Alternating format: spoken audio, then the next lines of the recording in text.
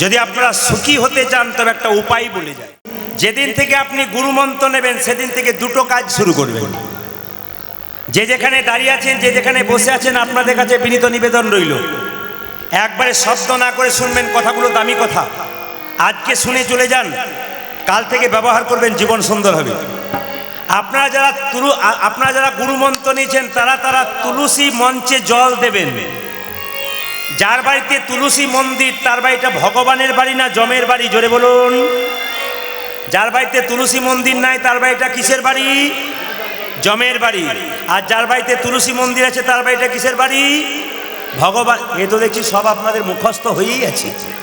আচ্ছা, আপনাদের বাড়িতে তুলসী মন্দির থাকলে বাড়িতে আপনি তুলসী গাছে জল দেবেন। একটা একটা করে শুনবেন, কাল থেকে কাজে লাগাবেন। তুলসী মন্দিরে তুলসী গাছ লাগাতে হয় দুটো। আপনারা তুলসী মন্দিরে একটা করে গাছ লাগাচ্ছেন, তুলসী মন্দিরে দুটো লাগাতে হয়। একটা সাদা তুলসী, একটা কালো তুলসী। এদিকে মন্দিরে আপনি একা কৃষ্ণ রেখেছেন, রাধা কৃষ্ণ যুগল রেখেছেন। সাদা তুলসী হচ্ছে রাধা তুলসী, আর কালো তুলসী হচ্ছে কৃষ্ণ তুলসী। এই জন্য মন্দিরে কটা তুলসী গাছ লাগাবেন? জোরে বলুন। দুটো। আচ্ছা, এবার বলি, তুলসী মন্দিরে গাছ লাগাবেন কবে? বুধবার দিন। কি বার বললাম? জোরে বলুন। হ্যাঁ, বুধবার দিন তুলসী গাছ আপনারা মন্দিরে লাগাবেন। এইবার বলে দিই আপনাদেরকে, তুলসী মন্দিরে জল, বাড়ির সবাই যারা আছেন সবাই কিন্তু তুলসী মন্দিরে জল দেবেন। স্নান করার পর প্রত্যেকের কর্তব্য হবে আপনাদের জল দেওয়া। ও মায়েরা, বাচ্চা ছেলে স্নান করার পর বা খাওয়া দাওয়ার পর যেমন বলেন পড়তে বস, পড়তে বস, ফাঁকি দিস না, সেরকম এটাও শেখাবেন বাচ্চাকে। স্নান করলি যা বাবা, আগে তুলসী মন্দিরে জল দিয়ে আয়। এইদিকে তুলসী মন্দিরে জল দেবার সময় মায়েরা ভিজে কাপড়ে কোনোদিন জল, জোরে বলুন, ভিজে কাপড়ে জল, দাদা ভাইরা আপনারা, হ্যাঁ, ভিজে কাপড়ে জল দেবেন না। প্রশ্ন করবেন কেন? না, ভিজে কাপড়ে জল মন্দিরে উঠে যখন জল দেবেন, ভিজে কাপড়ে জল পায়ে পড়বে, আর পায়ের জল মন্দিরে পড়বে, মন্দির অপবিত্র হবে। এই জন্য আপনারা ভিজে কাপড়ে দেবেন না, শুকনো কাপড়ে দেবেন। মায়েরা যদি পারেন তবে একটা কাজ করবেন, লাল পেরে সাদা শাড়ি, লাল পেরে বিয়ে বাড়ির জন্য শাড়ি কিনছেন, বিয়ের জন্য বেনারসি শাড়ি কিনছেন, কিন্তু ভগবানের কাছে যাবার জন্য একটা শাড়ি কিনতে হয়। বাচ্চা ছেলেরা স্কুলে যায় তখন এক পোশাক, আর বাড়িতে থাকে তখন এক পোশাক। আপনি মন্দিরে যাবেন, আপনার পোশাক যদি ভালো হয় আপনার ভক্তি তো আরো বাড়বে। এই জন্য জেনে নিন, তুলসী মন্দিরে যখন জল দেবেন চেষ্টা করবেন শুভ্র পোশাক, সাদা লাল পেরে শাড়ি পরে আপনি জল দেবেন, দেখবেন ভক্তি আপনার জন্মাবে। তবে বলে দিই, তুলসী গাছে যখন জল দেবেন দাদা ভাইরা, আপনারা গামছা পরে দিতে পারেন, আপনারা ধুতি পরে দিতে পারেন। কি এদিকে তুলসী মন্দিরে ধুতি পরে জল দিতে পারেন, গামছা পরে দিতে পারেন, কিন্তু কোচা করে দিতে হবে। বুঝেছেন আপনারা? আমরা যেমন ধুতি পরেছি কোচা করে, আপনাদের কোচা করে দিতে হবে কিন্তু। এইবার বলে দিই, তুলসী মন্দিরে জল দেবার সময় মাথায় রাখবেন, পশ্চিম দিকে মুখ করে কেউ জল দেবেন না। পাতা তুলবেন তখন মাথায় রাখবেন, পশ্চিম দিকে মুখ করে কেউ পাতা তুলবেন না। কি বললাম? পশ্চিম দিকে মুখ করে কেউ পাতা তুলবেন না, পশ্চিম দিকে মুখ করে কেউ জল দেবেন না। কেন দেবেন না? প্রশ্ন করবেন। পশ্চিম দিকে মুসলিম ভাইরা নামাজ পড়ে, ওইদিকে আল্লাহ নেই।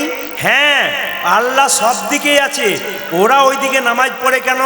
ওদের একটা মসজিদ আছে পশ্চিম দিকে, ওই মসজিদটার নাম কাবা মসজিদ, ওটাকে লক্ষ্য করে নামাজ পড়ে। আর হিন্দুদের জন্য বলল, আপনি সূর্য পূর্ব দিকে উদয় হয়, তাই সূর্যকে পিছু করে হিন্দু কোনো ভালো কাজ করবে না। আপনি বাড়িতে শ্রাদ্ধ দিচ্ছেন, আপনি সূর্যদেবকে পেছনে করে কাজ করতে পাবেন না। আপনি মন্দিরে পুজো দিচ্ছেন, আপনি সূর্যদেবকে পিছু করে কোনো কাজ করতে পারবেন না। এই জন্য লেখে লক্ষ্য করুন, পূর্ব দিকে মুখ করে আপনি এইদিকে দেখান, পূর্ব দিকে মুখ করে করবেন, উত্তর দিকে করবেন, দক্ষিণ দিকে করবেন, কিন্তু আপনি পশ্চিম দিকে মুখ করে করবেন না। এইবার বলে দিই, তুলসী পাতা তুলতে তুলতে, এই যে তুলসী পাতা তুলতে তুলতে যদি কারো পাতা বা গাছের ডাল ভেঙে যায়, তবে তার কৃষ্ণের অঙ্গে আঘাত করা হয়। এই জন্য আমার সঙ্গে এখনই বলবেন, এই মন্ত্রটা বলতে বলতে তুলসী পাতা তুলবো, হরে কৃষ্ণ নাম করতে করতে সবাই মিলে। তুলসী পাতা তুলতে তুলতে হরে কৃষ্ণ নামটা আমার সুরে বলতে হবে এমন কোনো কথা নয়। আপনার যেমন করে পারবেন, হরে কৃষ্ণ কৃষ্ণ কৃষ্ণ হরে হরে, হরে রাম রাম রাম। বুঝছেন তো নাকি? আপনারা বুঝছেন তো? মানে আপনাদের ভাষাতেই বলছি, আমি বাড়িতে আজকে ফোন করে বলছি, বুঝছেন তো? মানে ওরা বলছে এরকম কি করে বলছো? বললাম এখন ত্রিপুরাতে এসছে, এখন এরকম বলছি। আমার স্ত্রীকে বললাম, বলছে কি কি খেলে আজকে? বললাম আপনি বুঝছেন তো আমি কি কি খেলাম? বলছে এরকম কথা বলছো কেন? আমি ত্রিপুরাতে আছি যে, তো ওখানে কি ওরকম হয়ে গেলে? বলে ঘরে গিয়ে আবার বলবো বুঝছো তো, আর এখন বলো বুঝছেন তো, আপনারা বুঝছেন তো। না না, আপনাদের ভাষাটি খুব সুন্দর, এত সুন্দর মজার, এত সুন্দর একটা প্রেমের টান আছে, কিন্তু যখন ঝগড়া করেন তখন কেমন করেন ওটা একবার দেখবো। এত সুন্দর প্রেমের কথা আপনারা বলেন যে বুঝছেন তো, মানে আবার মুর্শিদাবাদ গেলে দেখবেন মুর্শিদাবাদ মানুষের ভাষা, কেমন আছেন দাদা, আপনি ভালো আছেন তো, আপনার বাড়ি সব ভালো তো, ঝগড়া করে তখন বলে দেখেছো শেষ করে দেবো তোমাকে, মানে এরকম প্রেম করে করে বলে। তো মানে অত বলার দরকার কি? তো না, সুন্দর কথা, সুন্দর ভাষা, বিভিন্ন জেলায় যাচ্ছি, বিভিন্ন রাজ্যে যাচ্ছি, আমরা দেখতে পাচ্ছি। মায়েরা, তুলসী পাতার কথা যখন বলছিলাম, শুনে রাখুন, যদি কারো কৃষ্ণকে সোনার মুকুট পরাবার ইচ্ছা থাকে, যদি আপনার কাছে টাকা পয়সা না থাকে, তবে সোনার মুকুট পরাবার ইচ্ছা আজকে করে দেবো, আপনার কাল থেকে সোনার মুকুট পরিয়ে দেবেন। প্রশ্ন করবেন, প্রদীপ বাবু তাহলে বলুন কাল থেকে সোনার মুকুট পরাবো? মায়েরা, কারা কারা সোনার মুকুট পরাতে রাজি আছেন? কোনো পয়সার দরকার হবে না, বিনি পয়সা সোনার মুকুট পরাবেন, আমি বুঝিয়ে দেবো, কাল থেকে সবাই করবেন, দেখবেন সোনার মুকুট পরানো হবে। কি শাস্ত্র বলল, যদি টাকা পয়সা না থাকে কিন্তু সোনার মুকুট পরানো কৃষ্ণের কাছে ইচ্ছা থাকে, যদি না পারো, তুলসী মঞ্জুরি ভগবানের মাথাতে দাও, সোনার মুকুটের সমান। বুঝতে পেরে গেলেন? তুলসী মঞ্জুরি যদি তুলে কেউ গোবিন্দের মাথায় দিতে পারে, তবে কিন্তু সোনার মুকুট পরা হয়ে যায়।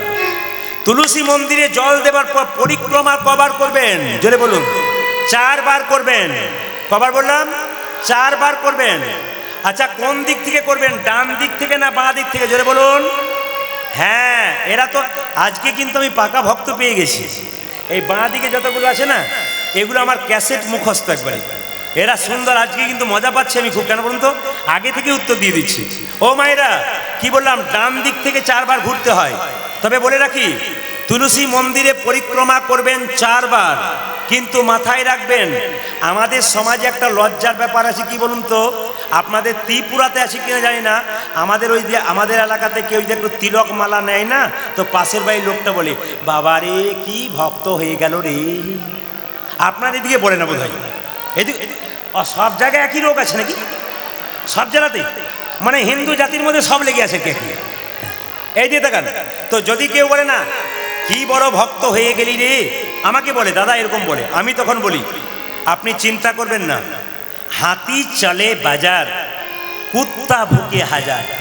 হাতি রাস্তা দিয়ে যায়, কুকুর ঘেউ ঘেউ করে, হাতি কি কুকুরের দিকে তাকায়? কৃষ্ণ ভক্ত যারা হয় তারা তো হাতির মতো হয়, আর নিন্দুক যারা হয় তারা তো কুকুরের মতো হয়। হাতি চলে যাবে, কুকুরের দিকে তাকাবেন না, আপনার নিজের কাজ নিজে করুন। কোথা থেকে চলে এসছে দেখুন, চলে এসছে। আচ্ছা, আপনার নিজের কাজ নিজে করে যাবেন।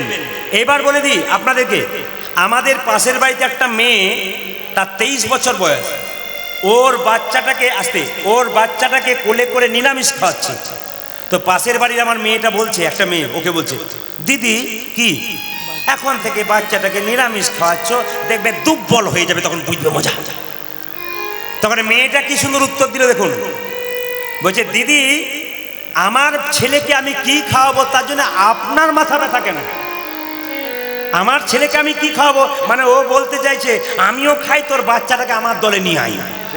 মায়েরা, যারা আমিষ খায়, খুব বেশি আমিষ খায়, যারা মাংস খায়, দেখবেন বাঘ মাংস খায়, সামনের দাঁত দুটো, জোরে বলুন, বড় বড়।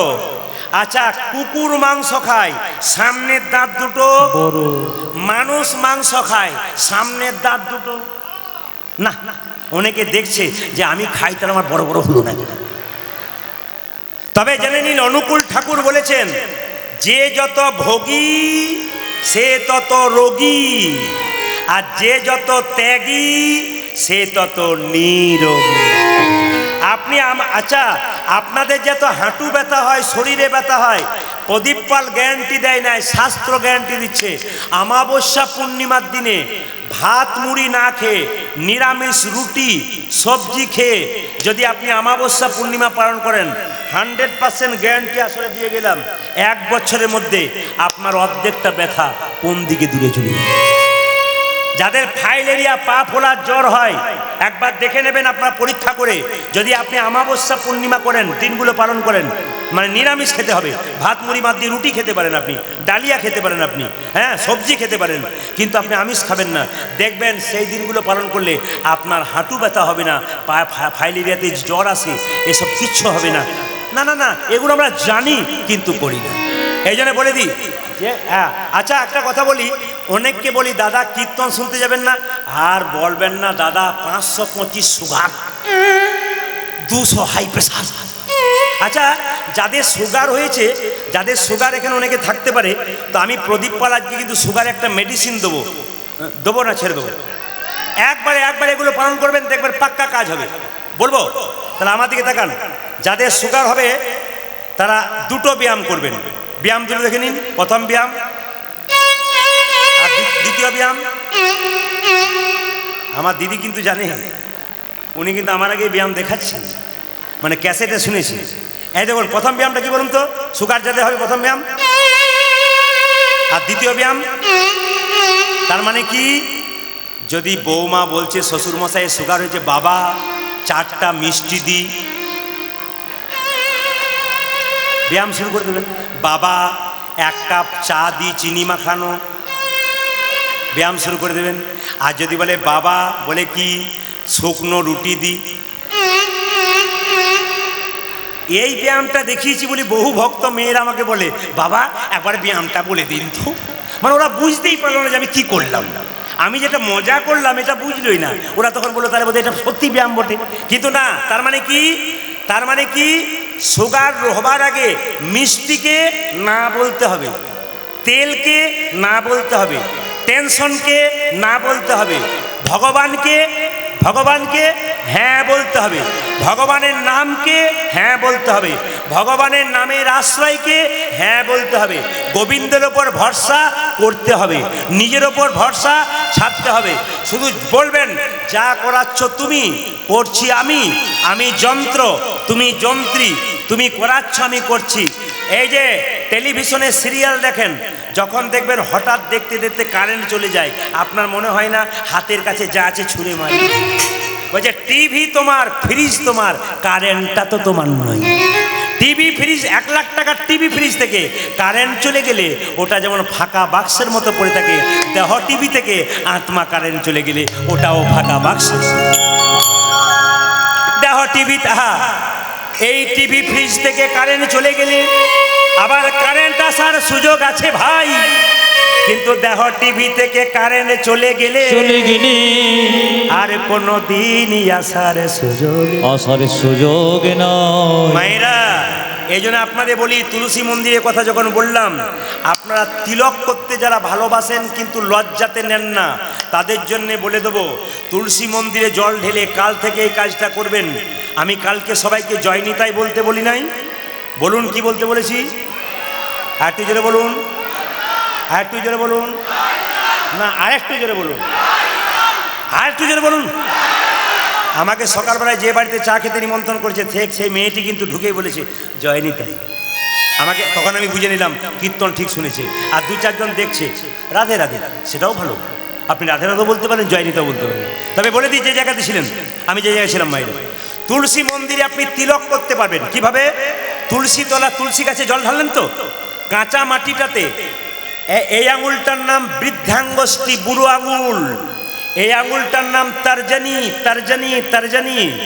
এটার নাম মধ্যমা, মধ্যমা। এটার নাম অনামিকা, অনামিকা। এটার নাম কনিষ্ঠা, কনিষ্ঠা। এটার নাম অনামিকা হলো কেন? নাম নাই বলে। এটাই তো ভগবানের আঙুল। কেন? গুরুদেব যখন মন্ত্র দেয় কোন আঙুল থেকে ভজন শুরু হয়? দেখান আমাকে, দেখান আমাকে একবার। হ্যাঁ, এই আঙুল থেকে শুরু হয়। যখনই আপনি তুলসী পাতা দেবেন গোবিন্দের চরণে, তখন পাতাটা এই আঙুলটাতে করে সঙ্গে করে দেবেন। একটু বাতাসা দেবেন, এই আঙুলটা সঙ্গে করে দেবেন। তুলসী গাছের নিচে যে মাটিটা রয়েছে না, ওই মাটিটা এরকম করে ঘষবেন, নিয়ে কপালে 3 বার হরে কৃষ্ণ, হরে কৃষ্ণ, কৃষ্ণ কৃষ্ণ হরে হরে, হরে রাম, হরে রাম, রাম রাম। বাচ্চা থেকে বুড়ো সবাই মিলে জল ঢালবেন আর তিলক করে নেবেন। তিলক মানে লম্বা করবার দরকার নেই, আপনি এইটা করুন, ওতেই কাজ হয়ে যাবে। তবে হ্যাঁ, নিত্যানন্দ মহাপ্রভু অদ্বৈত শ্রীবাস গদাধর পঞ্চতত্ত্বের ছবি দেখেছেন তো? জোরে বলুন। আচ্ছা, কার পায়ে তুলসী পত্র দেবেন, কার পায়ে দেবেন না, এটা জানতে হবে। বলছে নিত্যানন্দ পায়ে তুলসী দেবেন, মহাপ্রভু পায়ে তুলে দেবেন। কেন না? ব্রজেন্দ্র নন্দন যেই শচীসুত হলো, সেই বলরাম হইল নিতাই। ওই জন্য কৃষ্ণ যদি গৌর হয়, তাহলে গৌরের পায়ে তুলসী পাতা দেবেন। দাদা নিত্যানন্দ যদি বলরাম, যদি নিতাই হয়, তার চরণে দেবেন। অদ্বৈত মহাপ্রভু তিনি বিষ্ণুর অবতার, তাকে দেবেন, কিন্তু গদাধরকে দেবেন না, আর নারদ শ্রীবাসকে দেবেন না। একজন ভক্তিতত্ত্ব, একজন শক্তিতত্ত্ব। রাধাকৃষ্ণ যুগলে থাকলে মায়েরা রাধার হাতে পাতা দেবেন, তুলসী পাতা, কিন্তু কৃষ্ণের পায়ে দেবেন। কেন? রাধার হাতে পাতা দিতে নাই, রাধার পায়ে দিতে নাই, রাধার হাতে দিতে হয়। কি কি বার তুলসী পাতা তুলবেন না, একটা একটা করে জেনে দিন। বিশেষ করে তুলবেন না দ্বাদশীর দিনে, একবারে 100% দ্বাদশীর দিনে আপনার তুলসী পাতা তুলবেন না। তাছাড়া হিন্দু ধর্মে যত মত তত পথ আছে, রবিবার দিন না তুললেই ভালো হয়, সংক্রান্তির দিন না তুললেই ভালো হয়, আমাবস্যার দিন না তুললেই ভালো হয়। মনে থাকবে আপনাদের, আমাবস্যা, সংক্রান্তি, রবিবার দিন। প্রশ্ন করবেন, প্রদীপবাবু আপনি যে বললেন প্রতিদিন তুলসী পাতা গোবিন্দের চরণে দিতে, তা যেদিন তুলতে পাবো না সেই দিন কি করব? জেনে নিন, আগের দিনে তুলে রাখবেন, একটা পাত্রে জলে ভিজিয়ে রাখবেন, ওইটাই দেবেন। যদি সেটাও ভুলে যান, তা তুলসী গাছের নিচে যে পাতা পড়ে আছে না, ওই পাতাগুলো আপনি তুলে পাতা মানে কি করবে? পাতাটাকে নিয়ে গোবিন্দের চরণে দেবে। এইবার শুনুন, যখন সন্ধ্যাবেলায় আরতি করবেন তুলসী মন্দিরে, এই গানটা গাইতে গাইতে গাইতে সবাই মিলে নম নম তুলসী কৃষ্ণ প্রেয়সী, রাধা কৃষ্ণের সেবা পাবো। এবার তুলসী মালার তত্ত্বটা বলে যায়। আপনারা যারা যারা তুলসীর মালা পড়েছেন তারা হাত তুলবেন। কারা কারা তুলসীর মালা পড়েছেন? বেশ, যারা যারা এই যে বসে বসে প্রেম সে বসে তুলসীর মালা যারা, না কীর্তন শেষ হয়নি তা বলে বসুন, নিজে নিজে জায়গায় বসুন। তুলসীর মালা যারা পড়েছেন আর যারা পড়েন নাই তাদের জন্য বলে রাখি, তুলসীর মালা পড়ার জন্য বিজ্ঞান বলেছে সব গাছে বজ্রপাত হয়, আর তুলসী গাছে বজ্রপাত হয় না। তাহলে যারা তুলসীর মালা কণ্ঠে নিয়েছেন, রাস্তা দিয়ে পেরিয়ে যাচ্ছেন, সব দিকে বজ্রপাত হবে, কিন্তু যার মাথায় তুলসীর মালা আছে গলাতে, তার মাথায় কোনোদিন বজ্রপাত নিতাই গৌর বলি হল হবে না। এইবার বলি, আপনি বাড়িতে বেগুন গাছ লাগিয়েছেন, তা বেগুন গাছ লাগালে আপনি বেড়া দেবেন না কেন বলুন তো? ছাগলে গরুতে ছিঁড়ে খাবে। এখন তত্ত্ব হচ্ছে যে আপনার কর্ণে গুরুদেব বীজ মন্ত্র দিয়েছে, যদি সেটা ভেতরে কৃষ্ণ প্রেমের অঙ্কুর জন্মাতে হয়, তবে তুলসীর মালা নামক বেড়া দিতে হবে। কেন? কামিনী কাঞ্চন ছাগল গরুতে নিতাই গৌর হরিবোল করে দেবে। এই জন্য তুলসী। আচ্ছা, আপনারা যারা দাঁড়িয়ে যাচ্ছেন ওখানে, এত এত ভক্ত বসে আছে, তাদের কিন্তু অসুবিধা হচ্ছে। এত এত ভক্ত বসে আছে, তাদেরকে অপমান করা হচ্ছে। আপনারা ধীরে ধীরে যাবেন, ওদের অসুবিধা করতে দেবেন। দর্শকদের কাছে আমরা জানাই, আমাদের এখনো পাঠ শেষ হয়নি, আপনারা সুস্থভাবে এখনো পাঠ শেষ হয়নি, এখনো পাঠ শেষ হয়নি। প্রেম সে নিজের জায়গায় বসুন। যাদের বাড়ি যাবার ইচ্ছা তারা যেতে পারেন, কিন্তু পাঠ শেষ হয়নি। যেরকম রাধা রানী কি, শ্যাম সুন্দর কি, মদন মোহন কি। তবে তুলসীর মালা যারা পড়বেন, তুলসীর মালা যারা পড়বেন তাদের নিরামিষ ভোজী হতে হবে। তুলসীর মালা যারা পড়বেন তাদের নিরামিষ ভোজী হতে হবে। আপনি তুলসীর মালা পরে এখান থেকে পশ্চিমবাংলা যাচ্ছেন, ফ্লাইটে যাচ্ছেন, আপনি মারা গেলেন, আপনার কণ্ঠে তুলসীর মালা থাকলে আমরা কি বলবো? ওরে, আর যে কেউ নয়, একজন কৃষ্ণ ভক্ত বটে, একে নামিয়ে দিলে কি হবে? ও দেহটা সৎকার করার ব্যবস্থা হবে। কিন্তু আপনার কণ্ঠে যদি তুলসীর মালা না থাকে তবে কি হবে বলুন তো? আপনার কণ্ঠে তুলসীর মালা না থাকে তাহলে কি হবে? আপনাকে যে কোনো জায়গায় ফেলে দিতে পারে। কেন? দেহটার কোনো গতি হবে না। তবে তুলসীর মালা পরে যাদের আমিষ খাবার ইচ্ছা আছে তাদের জন্য বলে রাখি, আপনারা আমিষ খান কিন্তু বেলের মালা পরুন। হরে কৃষ্ণ। আপনারা আমিষ খান কিন্তু বেলের মালা পরুন। কেন? বেলের মালা পরে কেউ যদি আমিষ খায় তার কোনো অসুবিধা হয় না। বেলের মালা পরে কেউ যদি আমিষ খায় তার কোনো অসুবিধা হয় না।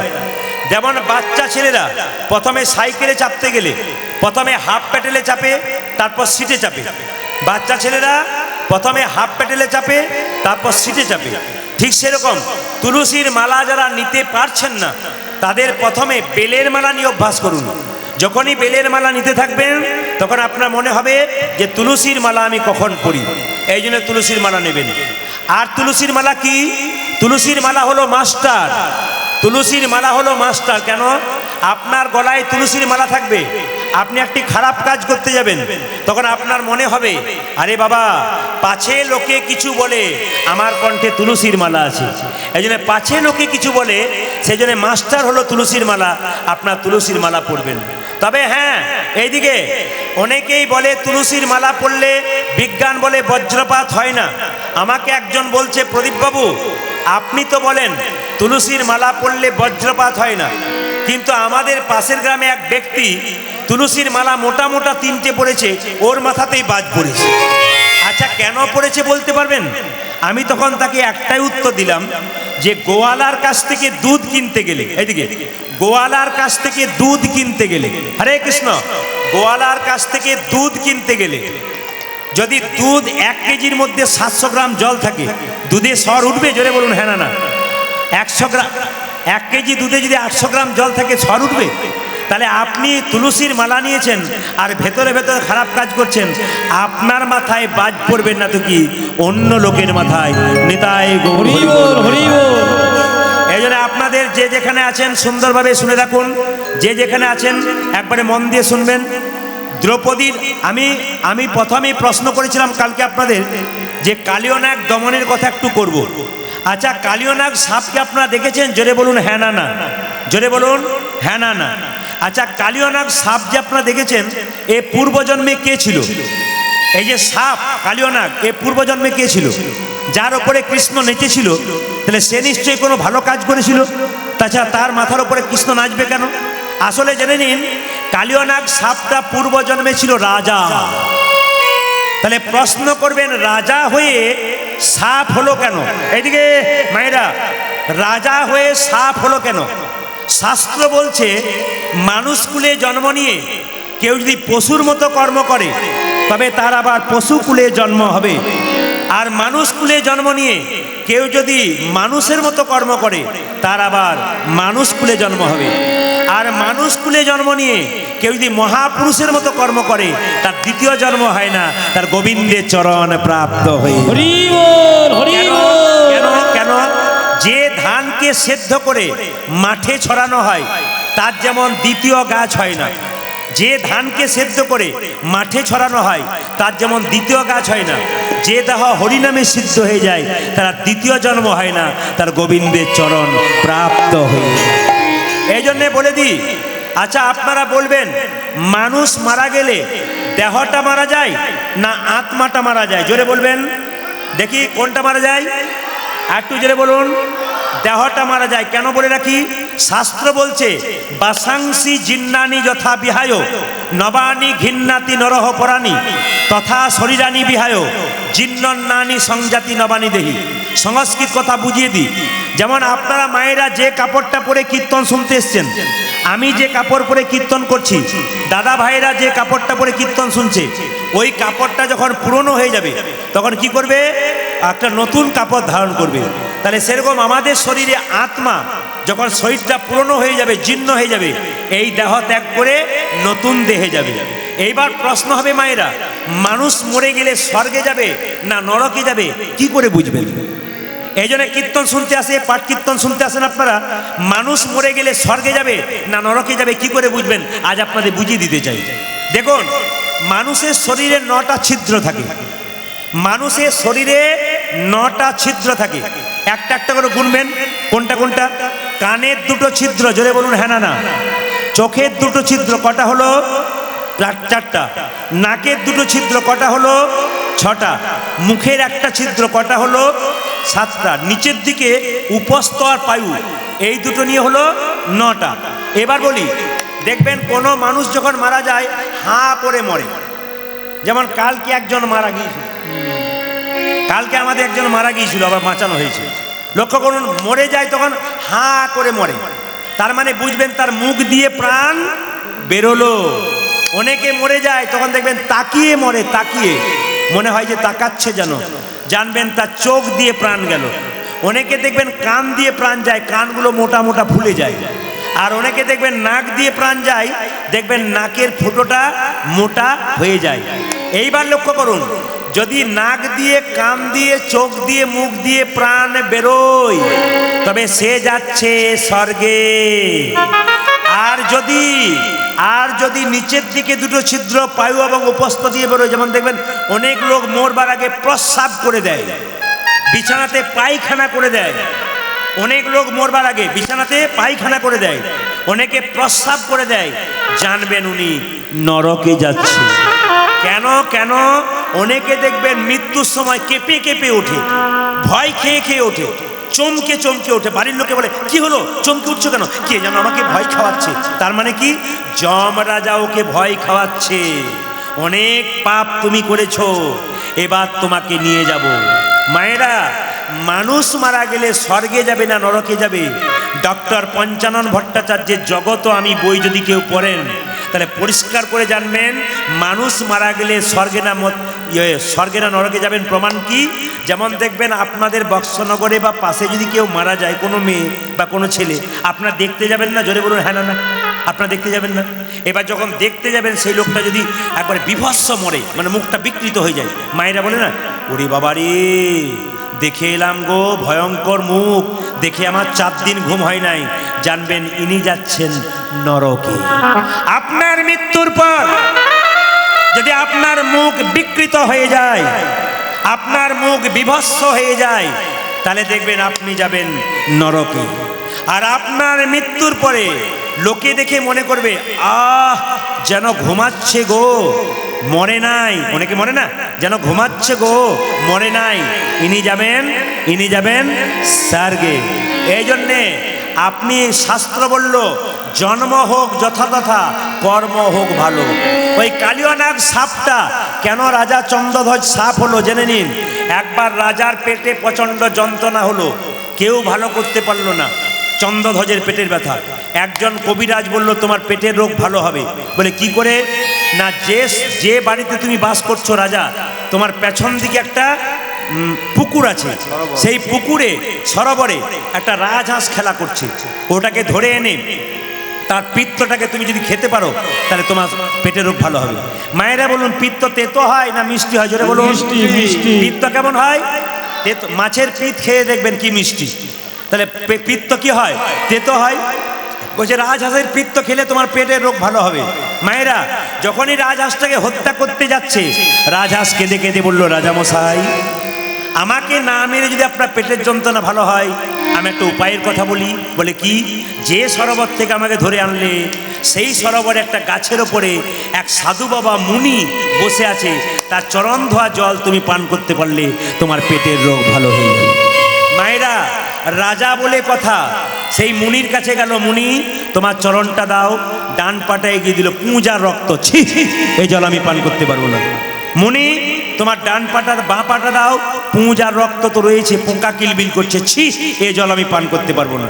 কিন্তু একটা ভালো কাজ করেছিল রাজা চন্দ্রধ্বজ। কি করেছিল? ওই বৈষ্ণবের চরণ ধোয়া জল মাথায় করে এনেছিল। তার 2জন স্ত্রী ছিল মা, তারা সতী নারী। স্বামী বৈষ্ণবের চরণ ধোয়া জল পান করতে পারলে না, আমাকে দাও, আমাকে দাও। 2জন স্ত্রী মিলে সেই জল পান করলো। তখন সেই মুনি ছুটে এসে বলল, রাজা, এ তুমি কি করলে? তুমি আমার চরণধনকে অপমান করলে, অভিশাপ দিলাম। তুমি যদি খল প্রবৃত্তি করেছো, চালাকি করেছো, ওই জন্য তুমি হবে কালীয় নাগ, তুমি সাপ রূপে জন্ম নেবে।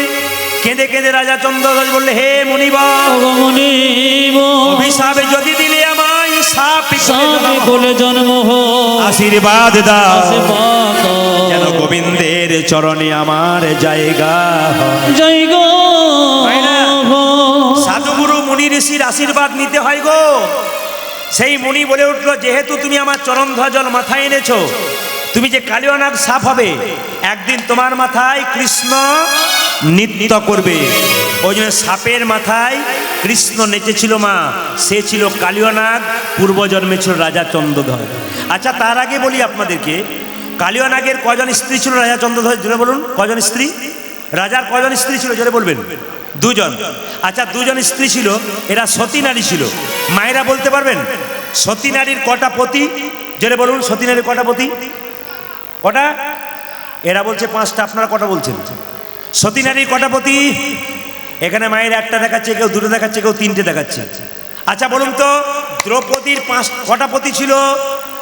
কেন 5টা পতি হলো জেনে নিন। কেন 5টা পতি হলো? দ্রৌপদী কুমারী অবস্থায় বিয়ে করে নাই। যখন বিয়ে করে নাই, শিব পুজো করছিল। এই যে দেখান, শিব পুজো করছিল। শিব সন্তুষ্ট হয়ে বলল, দ্রৌপদী তুমি কি চাও? আমি ভালো স্বামী চাই। বলো তুমি কেমন স্বামী চাও? আমার স্বামী যেন হয় ধর্মপ্রাণ, আমার স্বামী যেন হয় বলবান, আমার স্বামী যেন হয় ধনুর্ধর, আমার স্বামী যেন হয় গণক, আমার স্বামী যেন হয় ভাতৃভক্তি। কবার বললো? যেরকম কবার বললো? কবার বললো? যে ঘুমাচ্ছে সে বলুন, যে ঘুমাচ্ছে সে বলুন। কবার বললো? কবার বললো? 5 বার। প্রথমে কি বললো?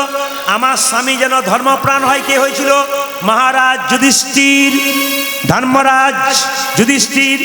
আমার স্বামী যেন হয় বলবান। কে হয়েছিল? জোরে বলুন, ভীম। আমার স্বামী যেন হয় ধনুর্ধর। কে হয়েছিল? আসলে তা নয়। যখনই দেখবেন দানের কথা বলবে না, তখন 2-4 জন লোক উঠে।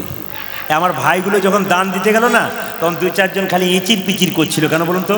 কতক্ষণে যাওয়া যায়। কিন্তু যারা দিল না, তারা আবার ফাঁকে এসে বসছে। এই ফাঁকে পালায় দান শেষ হোক, আবার বসবো না। আবার কিন্তু আসরটা পরিপূর্ণ হয়ে গেল, যেমনকার তেমন হয়ে গেল। কেন?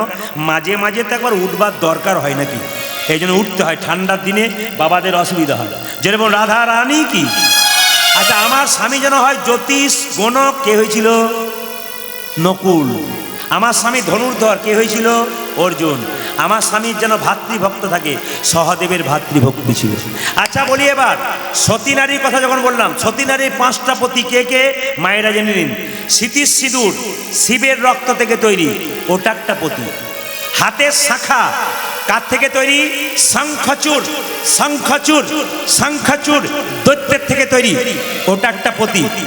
আর একটা পতিকে জেনে নিন, হাতের নোয়া লোহাসুরের শরীর থেকে তৈরি হলো। আর একটা পতিকে নিজপতি, আর একটাকে পরমপতি গোবিন্দ। আচ্ছা মায়েরা, সতী নারী কাকে বলে? সকালবেলায় ঘুম থেকে উঠে যে স্ত্রী তার স্বামীর পা ছুঁয়ে প্রণাম করে, 95% বাদ। আপনার সকালবেলায় কে কে স্বামীকে প্রণাম করেন? হাত তুলুন তো।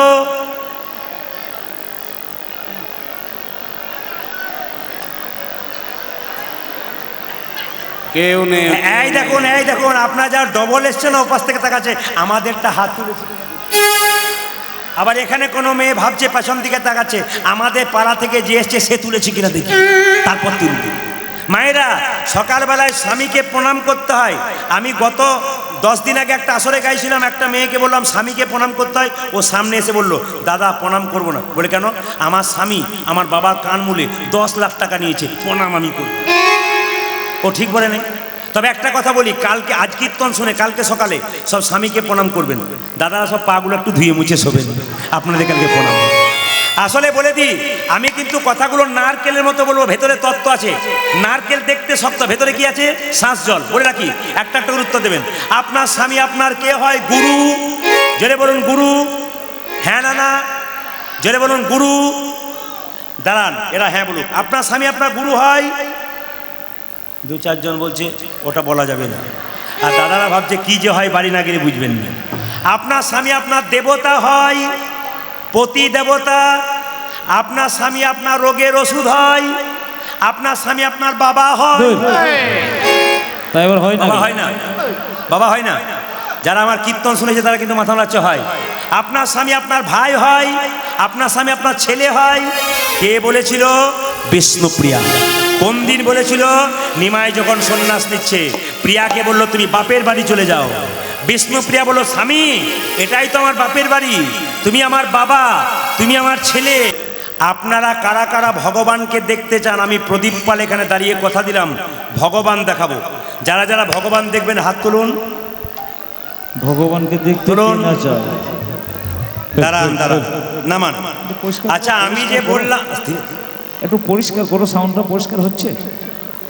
আমি যে বললাম কে কে ভগবান দেখবেন, অমনি হাত তুলে দিলেন।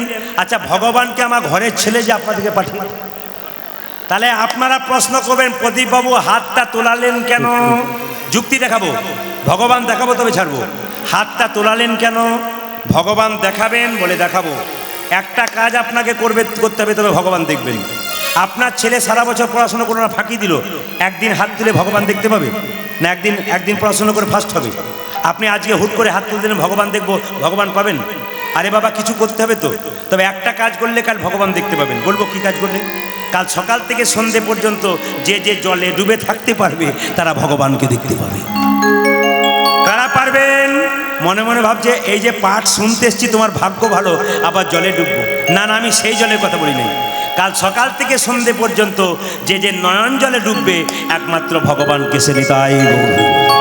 এইবার বলি ভগবানের মোবাইল নাম্বার বলে দিয়ে যাই, আপনার লোড করুন নাম্বারগুলো, কাজে লেগে যাবে।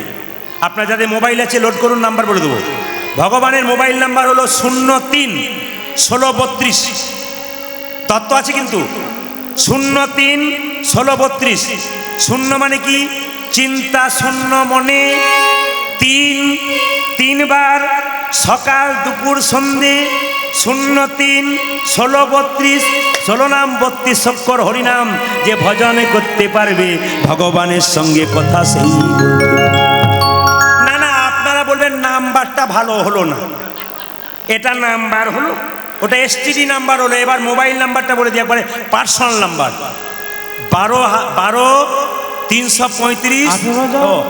18,335 সংখ্যা দেখুন তো 10টা হচ্ছে কিনা। 12 দুটো সংখ্যা, 18 চারটে হলো, 1000-এ 3টে শূন্য 7টা হলো, 335 কটা হলো? 10টা হলো। আবার গুনে নিন, 12-18,335 ভগবানের মোবাইল নাম্বার। তার মানে কি? শ্রীমদ্ ভাগবত গীতা 12টি স্কন্ধ, 18,000 শ্লোক আর 335 অধ্যায় যিনি অধ্যয়ন করতে পারবেন ভগবানের সঙ্গে কথা বলতে পারবেন। এই যে আপনারা ভাগবতীয় কথা শুনতে এসছেন, ভাগবত মানে কি? ভক্তি, জ্ঞান, বৈরাগ্য, ত্যাগ। ভ মানে ভক্তি, গ মানে জ্ঞান, ব মানে বৈরাগ্য আর ত মানে ত্যাগ। ভাগবত মানে ভক্তি, জ্ঞান, বৈরাগ্য আর ত্যাগ। আসুন সবাই মিলে, রামকৃষ্ণদেব বলেছে হাতে করো কাম মুখে বলো হরি, মানব জনম তোমার যাইবে গতি। আপনারা মন্দিরে প্রণাম করছেন, সবাইকে দেখতে পাচ্ছি, ভুল করছেন আপনারা। আপনারা বৈষ্ণবকে প্রণাম করছেন, ভুল করছেন। আপনারা নিজেরা প্রণাম করছেন, প্রণামের দিকে তাকাচ্ছে আমি, আপনারা ভুল করছেন। আমি 3 দিন ধরে বহু প্রণাম দেখলাম, কিন্তু কিছু কিছু ভক্তের প্রণাম সঠিক দেখলাম যারা আমাদের কীর্তন শুনে। আপনাদের বলে দিয়ে যায়, মায়েরা সাষ্টাঙ্গে প্রণাম কোনোদিন করতে পাবেন না। আপনারা উপর হয়ে প্রণাম কোনোদিন করতে পাবেন না। কেন বলুন তো? বলে দিই, ধরা দেবী তার স্তন কর্তন করে গোবিন্দ সেবায় লাগিয়েছিল। সেই বক্ষ যুগল আপনার মাতৃবৃন্দ, আপনারা মা, আপনাদের বক্ষ যুগল মাটিতে ঠিকবে না। আপনারা পঞ্চাঙ্গে প্রণাম করবেন। তার মানে কি? হ্যাঁ, হাঁটু গেড়ে আপনারা প্রণাম করেন। অনেক মাদেরকে দেখছি দিব্যি লম্বা হয়ে প্রণাম করছে। আমি ওই জন্য ভাবলাম আমি আসরে যাই, তারপর বুঝিয়ে দেবো। আপনারা কোনোদিন উপর হয়ে সাষ্টাঙ্গে প্রণাম করবেন না। কারা করবে? বাবারা করবে, বাচ্চারা করবে, ছেলেরা, পুরুষ করবে। কেন? বলে দিই, সাষ্টাঙ্গ মানে কি? 6টা অঙ্গ মাটির সঙ্গে ঠিকবে। কি কি? দুটো হাতের তালু, আর ললাট 3, নাসিকা 4, বক্ষস্থল 5, নিম্নাঙ্গ 6। এই 6টি অঙ্গ মাটিতে ঠিকবে, সাষ্টাঙ্গে প্রণাম। কৃষ্ণের মন্দিরে প্রণাম করবেন, নিত্যানন্দ মহাপ্রভু মন্দিরে প্রণাম করবেন, নারায়ণের কাছে প্রণাম করবেন, সবসময় বাঁ দিকে রেখে করবেন। দেবদেবীকে প্রণাম করবেন, অনুকূল ঠাকুরকে প্রণাম করবেন, রাম ঠাকুরকে প্রণাম করবেন, যে কোনো মহাপুরুষ রামকৃষ্ণ ঠাকুরকে প্রণাম করবেন, আপনি বিবেকানন্দকে প্রণাম করবেন, আপনি সোজা প্রণাম করবেন। কিন্তু কৃষ্ণ বিষ্ণু নারায়ণ তাকে প্রণাম করবেন বাঁ দিকে রেখে। যেমন ধরুন এটা কৃষ্ণের মন্দির এই দিকটা, তাহলে আপনাকে প্রণামটা নিজের বাঁ দিকে রেখে করতে হবে, সোজা করবেন না। কাল থেকে রাধা গোবিন্দের মন্দিরে কেউ যদি সোজা প্রণাম করে দিয়েছেন, আপনি ভুল করবেন। আপনি যে প্রণাম গেলেন কিছু পাবার জন্যে, আপনি পাবেন না, উল্টে আপনার ফল উল্টো হয়ে যাবে। এই জন্য মন্দিরে, কৃষ্ণের মন্দিরে যখনই প্রণাম করবেন, রাধার মন্দিরে, যারা আমাকে দেখেছেন আজকে আরতির সময়, সবাই লক্ষ্য করবেন আমার প্রণামটা আমি সবসময় বাঁ দিকে রেখে করেছি। মা কালী, মা মনসা, মা দুর্গা, দেবদেবীকে প্রণাম করবেন সবসময় নিজেকে ডান দিকে রেখে। সাধুগুরু বৈষ্ণবকে প্রণাম করবেন সম্মুখে রেখে। কিন্তু প্রণামটা নিয়ম আছে। আপনার সাধুগুরু বৈষ্ণব বাবা মাকে প্রণাম করবেন, আপনার ডান হাত ওনার ডান পায়ে পড়বে, আপনার বাঁ হাত ওনার বাঁ পায়ে পড়বে। আপনার ডান হাত ওনার ডান পায়ে, আপনার বাঁ হাত ওনার বাঁ পায়ে। একবার তাকিয়ে দেখুন তো, আমি যে দাঁড়িয়ে আছি, আমি যে দাঁড়িয়ে আছি তা লক্ষ্য করুন। আমাকে যদি কেউ প্রণাম করে, তাহলে আপনি যখন প্রণাম করবেন তখন দেখবেন আপনার ডান হাতটা আমার বাঁ হাতে, আপনার ডান হাতটা আমার বাঁ পায়ে পড়বে, আপনার বাঁ হাতটা আমার ডান পায়ে পড়বে। ওই জন্য প্রণামের নিয়ম হচ্ছে সাধুগুরু বৈষ্ণব বাবা মাকে বাঁ হাতটা নিচের দিকে, ডান হাতটা ওপরের দিকে। সবাই প্র্যাকটিক্যাল করে নিন, আজকে কাল থেকে আরম্ভ করবেন। সাধুগুরু আমি কিন্তু আজকে দেখতে পাবো আমাকে কেউ প্রণাম করতে এলে বা কোনো বৈষ্ণবকে প্রণাম করলে আপনাদের প্রণাম যেন এরকম হয়, দেবদেবীকে নয়, বাবা মা সাধুগুরু বৈষ্ণবকে। বাঁ হাতটা নিচে, ডান হাতটা উপরে, তাহলে লক্ষ্য করবেন আপনার বাঁ হাতটা বাঁ পায়ে পড়বে, ডান হাতটা ডান পায়ে পড়বে। কৃষ্ণ এরকম করে দাঁড়িয়ে আছে, লোকে বলছে কৃষ্ণ তুমি বাঁকা, বলে না তোরা বোকা, বলে কেন উল্টো প্রণাম করছিস? তাই আগে থেকে আমি উল্টে দিয়েই বসে আছি, ভগবান উল্টে দিয়ে বসে আছি। আচ্ছা বলে দি মায়েরা, পায়ে কেন প্রণাম করবেন? মাথায় করলেন না কেন? পায়ে কেন করবেন? শাস্ত্র বলছে আমাদের শরীরে 4টে জাতি আছে। কি কি? ব্রাহ্মণ, ক্ষত্রিয়, বৈশ্য আর শূদ্র। আমাদের এখান থেকে এটা ব্রাহ্মণ। কেন? ব্রাহ্মণ মন্ত্র পড়ে, ওই জন্য এটা হচ্ছে ব্রাহ্মণ। মুখটা ব্রাহ্মণ। ক্ষত্রিয় কোনটা? হাতটা। কেন? হাতের সামনে লাঠি না থাকলে যুদ্ধ বিগ্রহ করতে তোকে দেখে নেব, তার মানে হাতটা হলো ক্ষত্রিয়। আর বৈশ্য মানে কি? এর কাজ ব্যবসা বাণিজ্য করা, মাল তোলা, মাল ফেলা। সকালবেলায় মাল তুললেন, দুপুরবেলায় খালি, সন্ধ্যাবেলায় মাল তুললেন, সকালবেলায় খালি। কিছু বুঝলেন না? হা হা করে দিলেন। কিছু বুঝলেন? সকালবেলায় মাল তুললেন, বিকালবেলায় খালি, বিকালবেলায় মাল তুললেন, সকালবেলায় খালি। বৈশ্যের কাজ কি? মাল তোলার, মাল ফেলা। আর শূদ্রের কাজ কি? পা, হাঁটু। হাঁটু কি করছে? এই চল, চলবে, বস, বসবে, ওঠ, উঠবে। এটা হচ্ছে শূদ্র। তাহলে এখন প্রশ্ন হবে আপনাদের কাছে মায়েরা, এ যদি শূদ্র হয়, এটা যদি মাথায় হয়, মাথা যদি ব্রাহ্মণ হয়, তাহলে আপনার মাথায় প্রণাম না করে পায়ে কেন করেন? এই তত্ত্ব জানতে হবে, পায়ে কেন করেন। আচ্ছা বলুন তো মায়েরা, বাচ্চা যখন মায়ের পেটে থাকে 7 মাস বয়সে কৃষ্ণ দেখা দেয় গর্ভের মধ্যে, ওই জন্য আপনার সাধ খাওয়াতে যান। জোরে বলুন হ্যাঁ না? তবে আপনারা যেভাবে আজকে এটা সেটে বসছেন, তাতে আমি সিদ্ধান্ত নিলাম 3টে পর্যন্ত কীর্তন করবো। রাজি আছেন? 3? হ্যাঁ বলুন, না না বলুন। 3টে পর্যন্ত। 3টে মানে ভোর 3টে বলি না, 3 ঘন্টার কথা বলছি। আর কখন পেরিয়ে চলে গেছি। এইদিকে মায়েরা তাহলে বলুন, বাচ্চা যখন পেটে থাকে, আচ্ছা বলুন তো ভগবান কৃষ্ণ গর্ভের মধ্যে দেখা দেয়, বলুন মাথাটা নিচের দিকে থাকে না উপর দিকে থাকে? জোরে বলুন। মাথা নিচের দিকে, পা উপর দিকে। কৃষ্ণ যদি বসে তাহলে কোন জায়গায় বসবে? মাথাতে না পায়ে? জোরে বলুন। পায়ে বসবে। আচ্ছা কৃষ্ণের বসার জায়গাটার নাম কি? পদ্মাসন। পদ্মের গায়ের রং কেমন? লাল। বাচ্চা কালো হোক আর পরিষ্কার হোক, পায়ের রং কেমন হয়? জোরে বলুন। লাল। ভগবান পায়ে বসে পদ্মাসনে, এই জন্য সবাই মিলে আমরা পায়েতেই প্রণামী করে থাকি। জোরে জোরে মায়েরা। আচ্ছা আচ্ছা এবার বলুন, এবার বলুন কৃষ্ণের, আসতে, কৃষ্ণের মাথাতে কোন পাখির পালক থাকে? কৃষ্ণের, জোরে বলুন। আচ্ছা কোকিল না কি কাক? কৃষ্ণের মাথাতে কার পালক থাকে? ময়ূর। আচ্ছা বলুন তো মায়েরা, কৃষ্ণ কেন ময়ূর পাখির পালকটা নিল? ত্রেতা যুগে রামচন্দ্র 14 বছরের জন্য বনবাসে গেল, যখন সীতাকে হরণ করলো রাবণ, একটা পাখি বাধা দিতে গেল, পাখিটার নাম কি? জোরে বলুন। জটায়ু রাবণ পাখিটাকে কি করলো, ডানাটা কেটে দিল, পাখি ছটফট করে মরবার জন্য তৈরি। রাম বলল, হ্যাঁ রে পাখি, জটায়ু তুই তো আর বাঁচবি না, তো বাঁচার আগে বল, তুই মরার আগে বল তুই কি চাস? জন্মে জন্মে যেন তোমার চরণে পাই। বলে না তোকে চরণে রাখবো না, পরের জন্মে তুই ময়ূর পাখি হবি, তোর পালকটা মাথাতে রাখবো। জেনে নিন মায়েরা, ময়ূরের পালকটা বাম দিকে হেলে না ডান দিকে হেলে? জোরে বলুন। বাম দিকে হেলে থাকে। আচ্ছা, বাম দিকে হেলে থাকে কেন?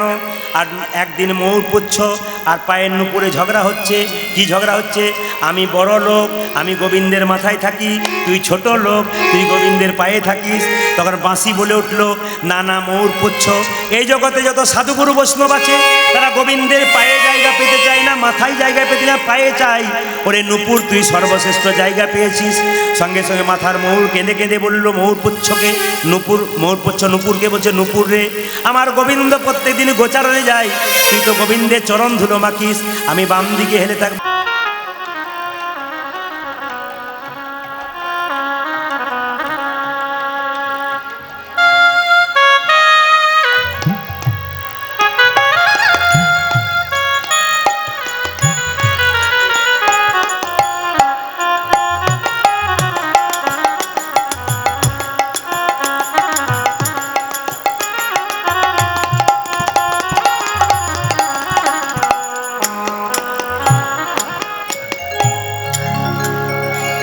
আর কোনো ভক্ত আসবেন না, গানে ডিস্টার্ব হবে, শেষে দেবেন।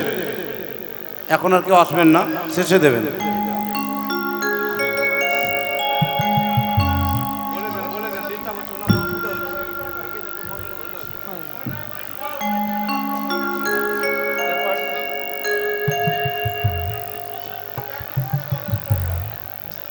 জোরে একবার উলুধ্বনি দিন।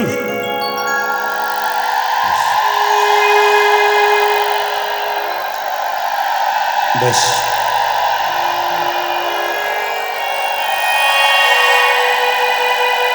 বেশ বেশ বেশ বেশ।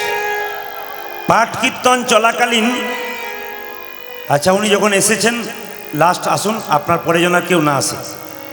উনি এসে গেছেন, যখন ছেড়ে দিন, ওনার পরে আর কেউ যেন না আসে, কারণ আপনার শেষে দেবেন। আমি এখান থেকে যাব না, আমি দাঁড়াবো, যাদের ইচ্ছা শেষে গীতা দান করবেন আমি গ্রহণ করব।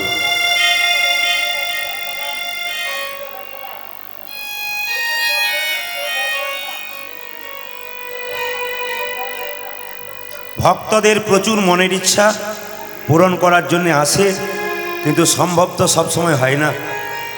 আজকে শেষ দিন পাঠের, আমি পশ্চিমবাংলা থেকে এসেছি, আবার কালকে পশ্চিমবাংলায় ফিরে যাব। আপনাদের ভালোবাসা, আশীর্বাদ, শ্রদ্ধা, ভক্তি সব নিয়ে আমি আবার নিতাই গৌর হরি বলব।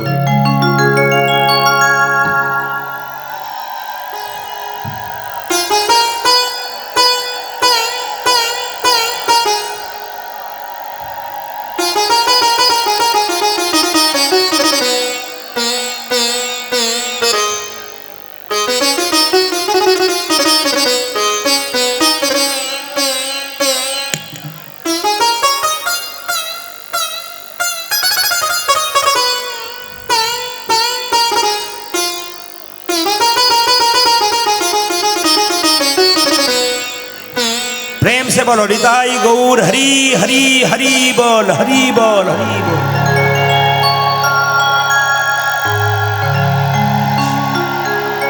बेश,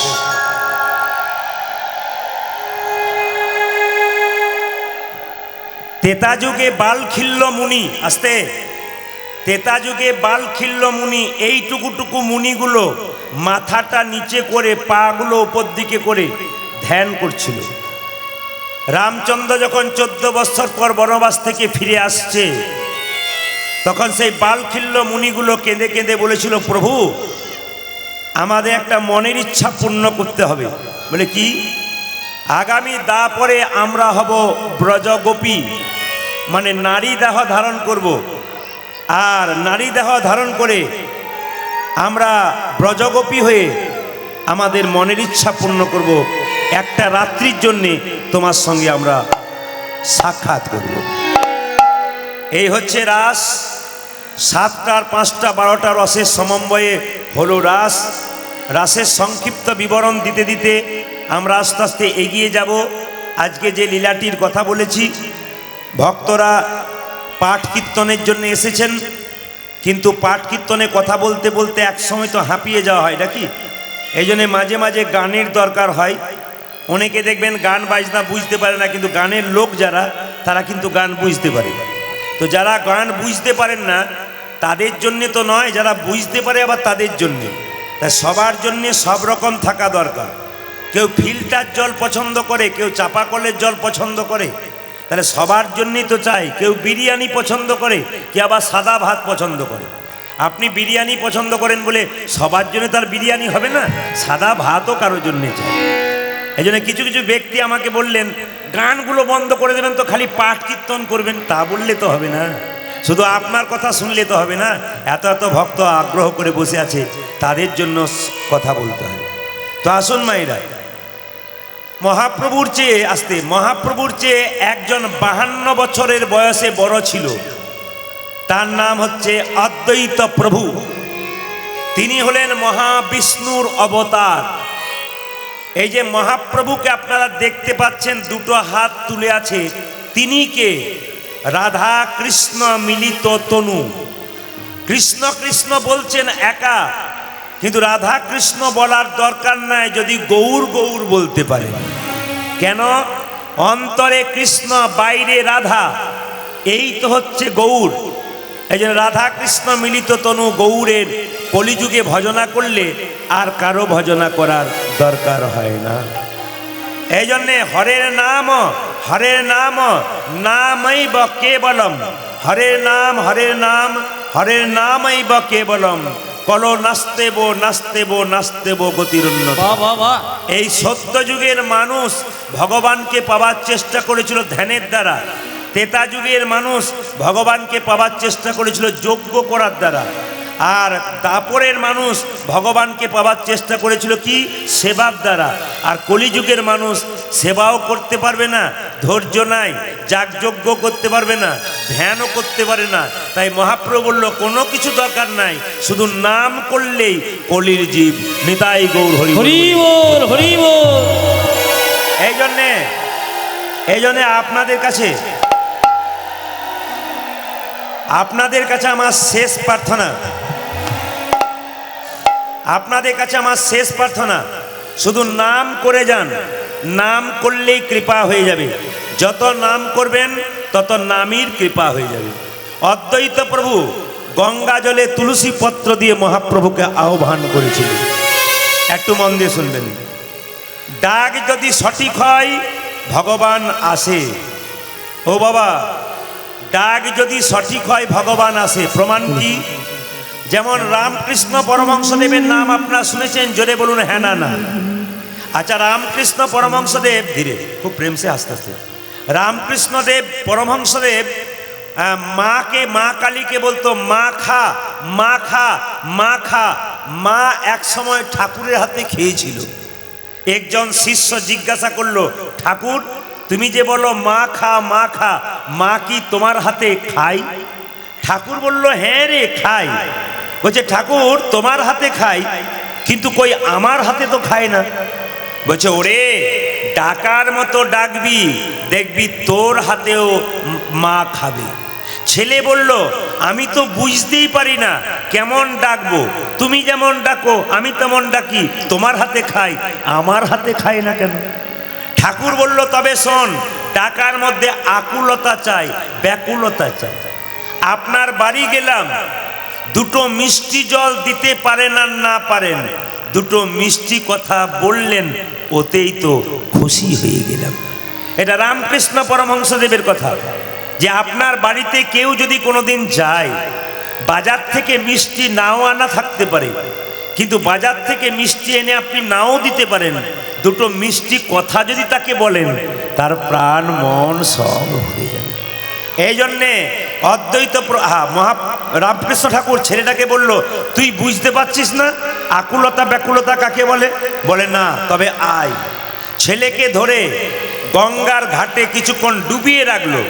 যখন ওঠালো তখন বলছে, হ্যাঁ রে, তোকে যখন জলে ডোবালাম তখন তোর ভেতরটা কেমন করছিল? ঠাকুর, ভেতরটা আমার হাকু পাকু হাকু পাকু হাকু পাকু করছিল, এই বুঝি প্রাণটা বেরিয়ে যাবে। রামকৃষ্ণ ঠাকুর বলল, ভগবানকে ডাকবার সময় তোর মন যদি এরকম হাকু পাকু করে, ভগবানকে না এসে থাকতে পারে। অদ্বৈতা প্রভু গঙ্গা জলে তুলসী পত্র ভাসালেন মা, মাঘ মাসে তিনি ভাসালেন তুলসী পাতা।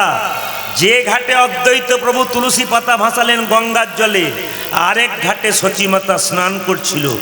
ওই তুলসী পাতাটা গিয়ে সচিমাতার নাভির চারিদিকে 7 পাক ঘুরতে ঘুরতে হঠাৎ বিলীন হয়ে গেল, আর দেখতে পাওয়া গেল না। সেই সময়ই কিন্তু অদ্বৈত প্রভুর ডাকে মহাপ্রভু সচিমাতার গর্ভে এলেন, এবং অদ্বৈত প্রভু কিভাবে ডেকেছিলেন একটু আপনাদের শোনাতে চাই। একটা মেয়ের পেটে বাচ্চা থাকে 10 মাস 10 দিন। একটা মেয়ের পেটে বাচ্চা থাকে, একটা মায়ের পেটে বাচ্চা থাকে 10 মাস 10 দিন। 10 মাস 10 দিন পেরিয়ে গেলে ডাক্তারের কাছে গেলে ডাক্তারবাবু সিজারের সিদ্ধান্ত নেয়, এবার সিজার করতে হবে। কিন্তু মহাপ্রভু যখন মায়ের পেটে এলেন তখন তো সিজারের ব্যবস্থা ছিল না। তা মহাপ্রভু মায়ের পেটে 10 মাস 10 দিন ছিল না মা, মহাপ্রভু ছিল 13 মাস, 13 মাস, যেটাকে 13 মাস বলছে। তা মহাপ্রভু যখন জন্ম নিলেন সেই দিনটা ছিল, কেউ কেউ বলে শুক্রবার, কেউ কেউ বলে শনিবার। মহাপ্রভু যেদিন জন্ম নিলেন সময়টা ছিল সন্ধে 5:46।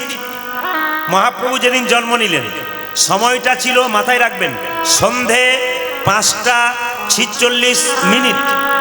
মহাপ্রভু যখন জন্ম নিলেন সেই দিনটা ছিল দোল পূর্ণিমার দিন। সবচাইতে লজ্জা এবং দুঃখের ব্যাপার আমাদের, যেদিন যীশু খ্রিস্টের জন্মদিন সেদিন আমাদের বাচ্চারা জানতে পারে। কেন না, সেই দিন দোকানে দোকানে কেক বিক্রি হয়। ছেলে জিজ্ঞেস করে, বাবা এত কেকের দোকান কেন? বলছে, ওরে আজকে যীশু খ্রিস্টের জন্মদিন। আপনার ছেলে কোনোদিন প্রশ্ন করেছে, বাবা মহাপ্রভুর জন্মদিন কবে? আপনারা বলুন হাত তুলে, আপনার ছেলে প্রশ্ন করেছে মহাপ্রভুর জন্ম কোন দিন? এত রং খেলাখেলি হয়, তবু আমরা বাচ্চাকে একবারের জন্য বলি না আজকে কি জন্য রং খেলা হচ্ছে। আজকে দোল উৎসব, তার মানে দোল পূর্ণিমার দিনে মহাপ্রভু জন্ম নিলেন ফাল্গুন মাসের 23 তারিখে। ক তারিখে বললাম? ফাল্গুন মাসের 23 তারিখে। এইবার দেখুন মায়েরা, বাচ্চা যখন জন্ম নেবে, জন্ম নেবার পরে তার ছেলের নাম রাখলো নিমাই। কেন না, জন্ম নেবার পর ও মরার মতো শুয়েছিল, ও কান্নাকাটি করে নাই। পাড়ার মেয়েরা বলল, সচি তোর ছেলে আর বাঁচবে না, নিম গাছের নিচে আঁতুর ঘরটা কর। নিম গাছের নিচে আঁতুর ঘরটা করেছিল, আর সঙ্গে সঙ্গে নিমাই যেন কেঁদে উঠেছিল। এই জন্য নিমাইয়ের ছোটবেলায় নাম রাখলো নিমাই। এখনো পর্যন্ত নবদ্বীপে গেলে, ওই মায়াপুরে গেলে ওই নিম গাছটা বর্তমান। তিনি সাক্ষী দিচ্ছেন ভগবান এসেছিলেন মায়াপুরে, ভগবান এখনো আছেন মায়াপুরে, আমি নিম গাছ তার সাক্ষী। বৃন্দাবনে কোনোদিন গেলে দেখবেন কিছু থাক আর না থাক একটা গাছ বর্তমান আছে। সেই গাছটার নাম কি? কদম বৃক্ষ। মায়েরা, ওই কদম্ব গাছটা এখনো বেঁচে আছে কেন? কতগুলো কারণ আছে। কিন্তু যমুনা দেখবেন কদম্ব বৃক্ষ থেকে অনেক দূরে সরে গেছে, ভাটা পড়ে গেছে, কিন্তু এখনো কদম গাছটা বেঁচে আছে কেন? অনেকগুলো কারণ। ভগবান শ্রীকৃষ্ণ কালিয়নাগকে দমন করবার সময় ওই কদম গাছে পা রেখেছিল। ভগবানের চরণ স্পর্শে কদম গাছ এখনো একই রকম। আর কদম্ব গাছটা বেঁচে আছে কেন? কারণ শুনে রাখুন। গরুর পাখির নাম শুনেছেন? জোরে বলুন হ্যাঁ না না। সেই গরুর পাখি মায়ের দাসিত্ব মোচন করার জন্যে স্বর্গ থেকে অমৃত আনতে গিয়েছিল, আর সেই অমৃত কদম্ব গাছের উপরে রেখেছিল। এখন সেই অমৃতের স্পর্শে এখনো কদম গাছ অমর হয়ে আছে। আচ্ছা মায়েরা, একটা ছোট কথা বলে রাখি। আচ্ছা বলুন তো, সাপের মাথায় দুটো এস চিহ্ন আপনাদের দিকে সাপ নাই বোধহয় নাকি? আচ্ছা আচ্ছা আচ্ছা, মানে ত্রিপুরাতে এসে আমি দেখতে পাই না, অন্য জেলাতে আমাদের যখন গান করতে যাই সাপ দু চারটা চোখে পড়ে, কিন্তু এখানে আমার এখনো পড়ে নাই। বলা যায় না, আজ রাত্রিতে আবার পড়লেও পড়তে পারি। তো বলে দিই আপনাদেরকে, যারা বড় বড় বিষধর সাপের মাথায় এস চিহ্ন থাকে না, এস চিহ্ন উল্টো এস, ওটাকে কি বলে? চক্র। চক্র আসলে কেউ বলতে পারবেন ওই চক্রটা কি? ওই সাপের মাথায় যে চক্র রয়েছে ওটা কি? হ্যাঁ হ্যাঁ বলুন। ব্যাস ব্যাস ব্যাস, এই জন্যে একজন আমার কাছে বলতে গিয়েছিল, এখানকার যিনি কি সভাপতি না কি একজন বটেন, উনি বলতে গিয়েছিলেন গান কম করবেন, বোঝাবেন বেশি। এই জন্য ওনার জন্য আজকে বোঝানোর সংখ্যাটাই বেশি নিলাম। আসুন এইদিকে তাকাবেন তো, একটু মন দিয়ে শুনবেন। যিনি বসে আছেন, যিনি বলেছিলেন, তিনি মন দিয়ে শুনুন। আমি কিন্তু তাকে ডেকে শেষে প্রশ্ন করব, এগুলো আপনার মনে রইল তো? না রইলে কিন্তু আপনি কিছু শুনলেন না। এত লোক বুঝলো, আপনি বুঝবেন না তা নয়, সবাইকেই বুঝতে হবে, বাচ্চা থেকে বয়স্ক। মায়েরা, সাপেদের মাথায় চক্র থাকে, ওটা সাপের মাথায় কৃষ্ণ নেচেছিল না? জোরে বলুন। কালিয়নাগকে দমন করবার সময় ওই যে পাটা দিয়েছিল না কৃষ্ণ সাপের মাথায়, ওই চরণ চিহ্নটা হচ্ছে চক্র। ওই জন্য বিষধর সাপ, বিষাক্ত সাপ যখন আপনার দূর থেকে দেখবেন, সবার নিবেদন ওই সাপের চক্রটা দেখে একবার প্রণাম করবেন। তাহলে আপনারা বুঝতে পেরে গেলেন, সাপের মাথায় যে চক্র এস এস দাগ উল্টো এস, ওটা কৃষ্ণের পদচিহ্ন, মানে পায়ের ছাপ। এইবার বলি, সাপ যদি দেখেছেন, দাদা ভাইরা বলবেন সাপের জিভটা কাটা না গোটা? জোরে বলুন। হাত দিয়ে দেখেছেন না দূরে থেকে? দূর থেকে দেখেছেন। একবার হাত দিয়ে দেখবেন কত আদর করে আর কি। আস্তে এইদিকে, তাহলে মায়েরা, সাপের জিভটা কি কাটা? কেন কাটা? এটাই তো তত্ত্ব, এটাই তো জানার বিষয়। এগুলো না জানলে কালকে বলবেন কি আমি কি শিখে গেলাম। সাপের জিভটা কাটা কেন জেনে নিন। ওই যে বললাম, গরুর পাখি তার মায়ের দাসিত্ব মোচনের জন্যে স্বর্গ থেকে অমৃত এনেছিল, নিয়ে কদম গাছে রেখেছিল। সাপগুলো মনে মনে ভাবছিল, যদি একটুখানি অমৃত ঘাসের মধ্যে পড়ে, তাহলে আমরা যদি খেতে পাই, তাহলে আমরা অমর হয়ে যাব, আর মরবো না। ওরা কি করেছিল, খুব জোর চাটতে শুরু করেছে, কিন্তু অমৃত পড়ে নাই, তো পাবে কোথায়? আসলে যে ঘাসের উপরে চাটতে শুরু করেছে, ওই ঘাসটার নাম হলো এরকা ঘাস, যাকে বলা হয় কুশ ঘাস। জানেন আপনারা? কুশ ঘাস, ও খুব ধারালো ঘাস। ওই চাটতে চাটতে চাটতে চাটতে জিভটা আস্তে আস্তে দু টুকরো হয়ে গেছে। এই জন্যে সাপের জিভটা দু টুকরো কেন আপনারা জেনে নিলেন। এইবার আপনাদের বলে দিই, যে যেখানে বসে আছেন, মহাপ্রভু যখন জন্ম নিলেন, মা দেখতে কাঁচা সোনার মতো রং, আর আকাশে চাঁদের টুকরোটা যেন নেমে এসেছে। আচ্ছা আপনারাই বলুন তো, রাস্তা দিয়ে পেরিয়ে যাচ্ছেন, কোন একটা বাচ্চা ছেলে খেলা করছে, দেখতে খুব সুন্দর, আপনাদের কোলে নিতে ইচ্ছা হয় না? মায়েদের তো আগে কোলে নিতে ইচ্ছা হয়। তো নিমাই দেখতে এত সুন্দর যে সবাই কোলে নিতে যাচ্ছে, কিন্তু সঙ্গে সঙ্গে কান্নাকাটি করতে শুরু করেছে। পাড়ার মেয়েরা সচিকে বলছে, সচি এমন ছেলে জন্ম দিলি, শুধু কোলে নিলেই কাঁদে, কি করলে চুপ করবে বলতো? সচি মাতা রান্নাশাল থেকে বলল, আমার ছেলের লজেন্স বিস্কুট দিলে চুপ করবে না, ও কোলে নিলে কাঁদবে। একটা জিনিস তোরা করতে পারলে ও কান্না বন্ধ হবে। বলে কি?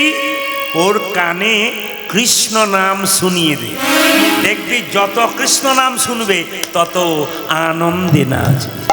তাহলে তিনি যে ভগবান হবেন, তার প্রথম থেকে আস্তে তিনি যে ভগবান হবেন তার প্রথম থেকে প্রমাণ দিচ্ছে। এই জন্যে মায়েদের যদি শিক্ষার বিষয় হয়, তাহলে আপনাদের এখানে ত্রিপুরাতে কি পড়ায় জানি না, বাচ্চাগুলো জন্ম নেবার পর যখন বড় হবে তখন আপনারা, আমাদের ওখানে পড়ায় অয়ে অজগরটি আসছে তেরে, আপনাদের পড়ায় নাকি? আপনাদেরও পড়ায়। আবার বলে আয়ে আমটি আমি খাবো। হ্যাঁ, হস হইতে ইঁদুর ছানা ভয়ে মরে, দীর্ঘ হইতে ঈগল পাখি পাছে ধরে। ও মায়েরা, এপিজে আব্দুল কালাম বলেছেন, প্রাক্তন রাষ্ট্রপতি যিনি দেহ রেখেছেন, তিনি বলেছেন মায়ের কোলটা 100টা স্কুলের সমান। আমাদের ভাষা মাতৃভাষা না পিতৃভাষা? জোরে বলুন। কেন কেন কেন আমাদের ভাষা মাতৃভাষা কেন? বাবা তো জন্ম দিয়েই টাকা রোজগার করতে গেল, আর মা কোলে করে নিয়ে বলল, খোকা তুই বড় হবি, চাকরি করবি, বিয়ে দেব। মানে খোকাকে মা যত বলতে লাগলো, খোকা মায়ের ভাষাটাই শিখতে লাগলো, বাবার ভাষা নয়। এই জন্য আমাদের ভাষার নাম মাতৃভাষা। ওই জন্যে মায়েদের কোল হচ্ছে 100টা স্কুলের সমান। ওটা এপিজে আব্দুল কালাম বলেছে। না, যে পরিমাণ ভক্ত হয়েছে একটু জোরে আশা করছিলাম। রাধা রানী কি? যাক, বেড়েছে, আরো বারবার চান্স আছে। জোরে বলুন। শ্যাম সুন্দর কি? মায়েরা কি বলছেন? ভয়? আচ্ছা, জয়। একটু জোরে বলবেন। রাধা রানী কি? শ্যাম সুন্দর কি?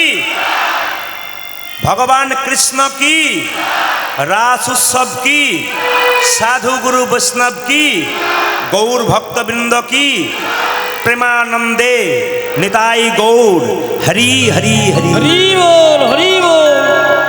আপনাদের শিখিয়ে দিই, আপনাদের শিখিয়ে দিই।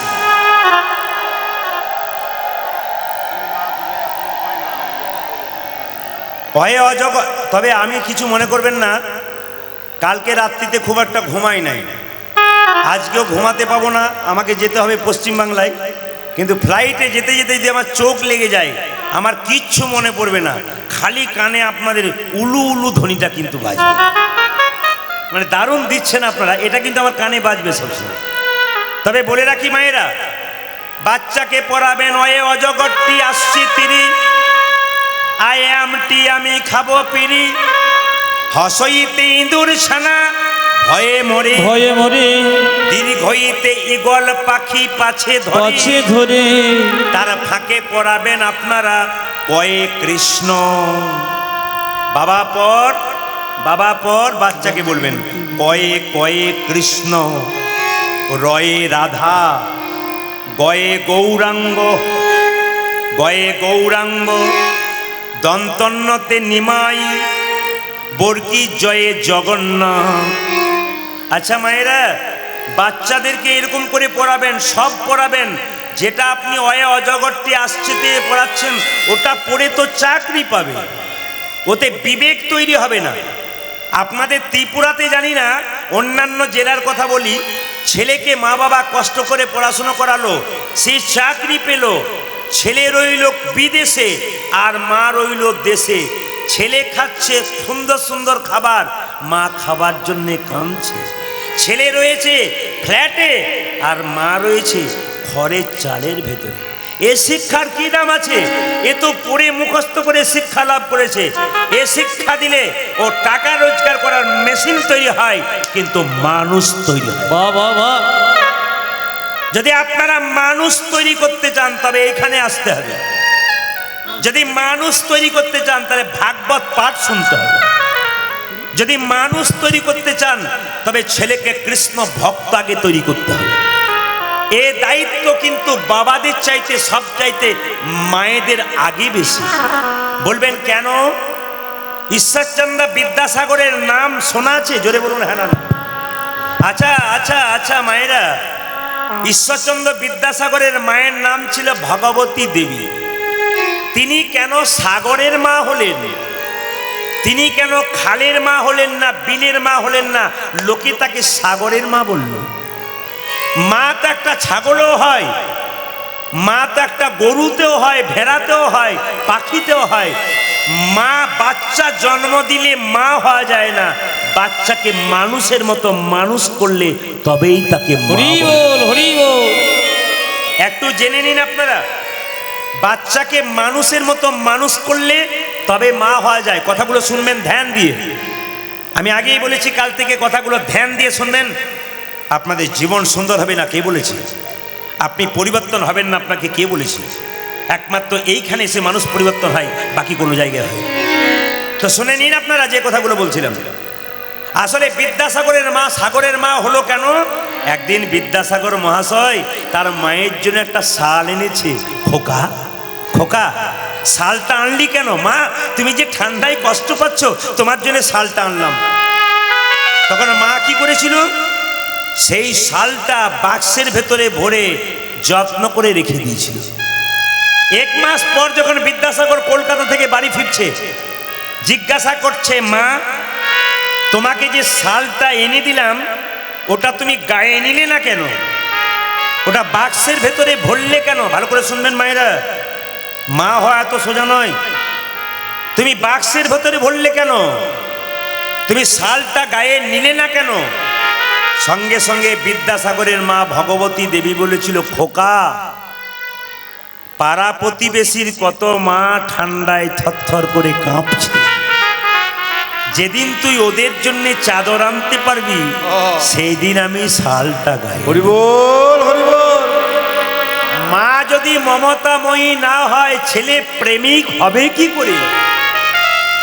মায়ের মন যদি অনেক বড় না হয়, উদার না হয়, সন্তানের মন উদার হবে কি করে? এ তো কবি নিজেই বলেছেন, মাটি যদি হয় খাঁটি, সবে সোনার ফসল হবে। মাটি যদি ভালো হয়, সন্তানটি ভালো হবে। না না, শুধু মা ভালো হবে তা নয়, আর একজনকে ভালো হতে হবে, তিনি বাবা। তবে তাদের চেয়ে আপনাকে বেশি ভালো হতে হবে। কেন? আপনি যে 10 মাস 10 দিন গর্ভে সন্তানকে রেখেছেন, আপনি তো তৈরি করছেন।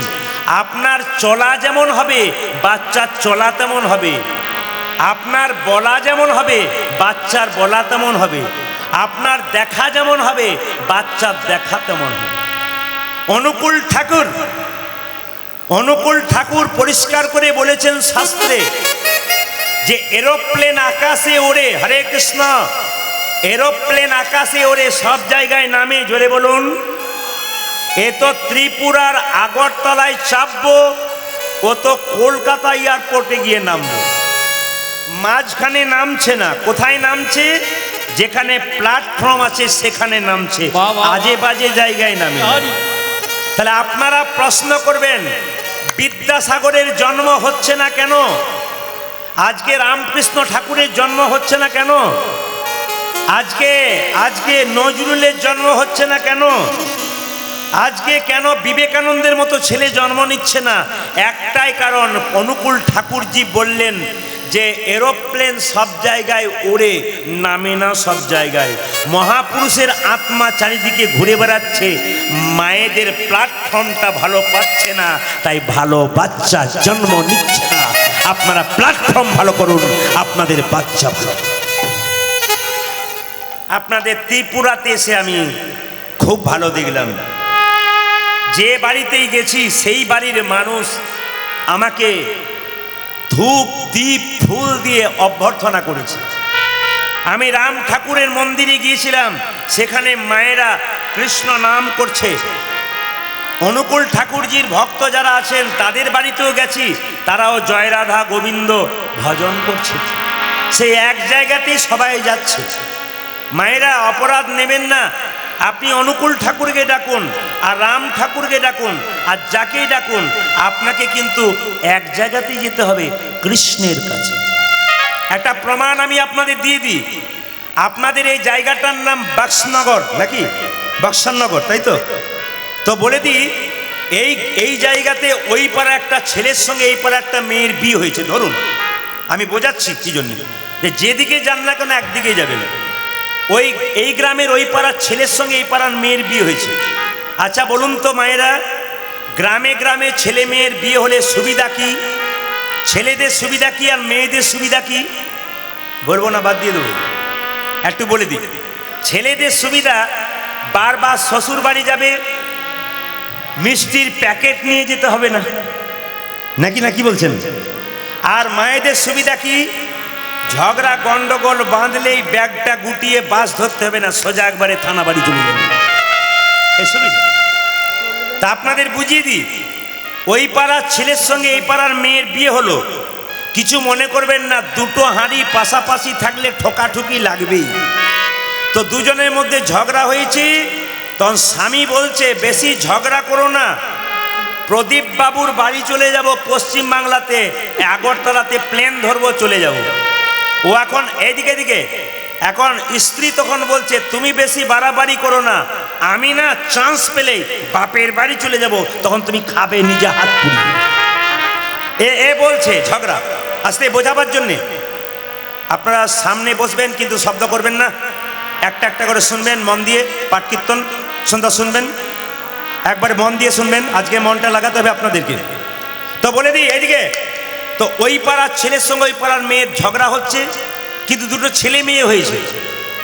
স্বামী চলে গেছে কোথায়? দুর্গানগর। ও দুর্গানগরে গিয়ে বসে আছে, মনে মনে ভাবছে দেখি ও কি করে। স্ত্রী তখন মনে মনে ভাবছে ছেলেগুলো তো স্কুলে গেছে, এক কাজ করি, এই ফাঁকে আমি বাপের বাড়ি চলে যাই।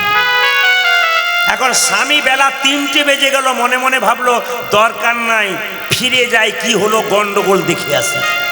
যখন বাড়ি ফিরে এলো, তখন বাড়ি ফিরে যখন আসছে, তার আগে বাচ্চা ছেলে দুটো স্কুল থেকে ফিরেছে। পাড়ার সবাইকে জিজ্ঞেস করছে, হ্যাঁ গো আমার মা কই, আমার মা কই, আমার মা কই। ছেলে মেয়ে দুটো বলছে ও কাকু, ও কাকু, ও জেঠু, আমার মা কই, আমার মা কই। পাড়ার লোকে বলল তোর মা গেছে তোর মায়ের বাপের বাড়ি, তোর মা গেছে তোর মায়ের বাপের বাড়ি। ছেলেগুলো বলল মা যদি যাই বাপের বাড়ি, তবে আমাদের চল মামার বাড়ি। স্বামী এসে দেখলো তালা বন্ধ, পাড়ার ছেলেকে জিজ্ঞেস করছে হ্যাঁ রে তোর বৌদি কই? পাড়ার ছেলে বলল বৌদি গেল বাপের বাড়ি। বেশ, ছেলেগুলো কই? ওরা গেছে মামার বাড়ি। তখন স্বামী বলছে আমার স্ত্রী যদি যায় বাপের বাড়ি, ছেলে যদি যায় মামার বাড়ি, আমি কেন বাকি থাকি? আমি চলে যাই শ্বশুর বাড়ি।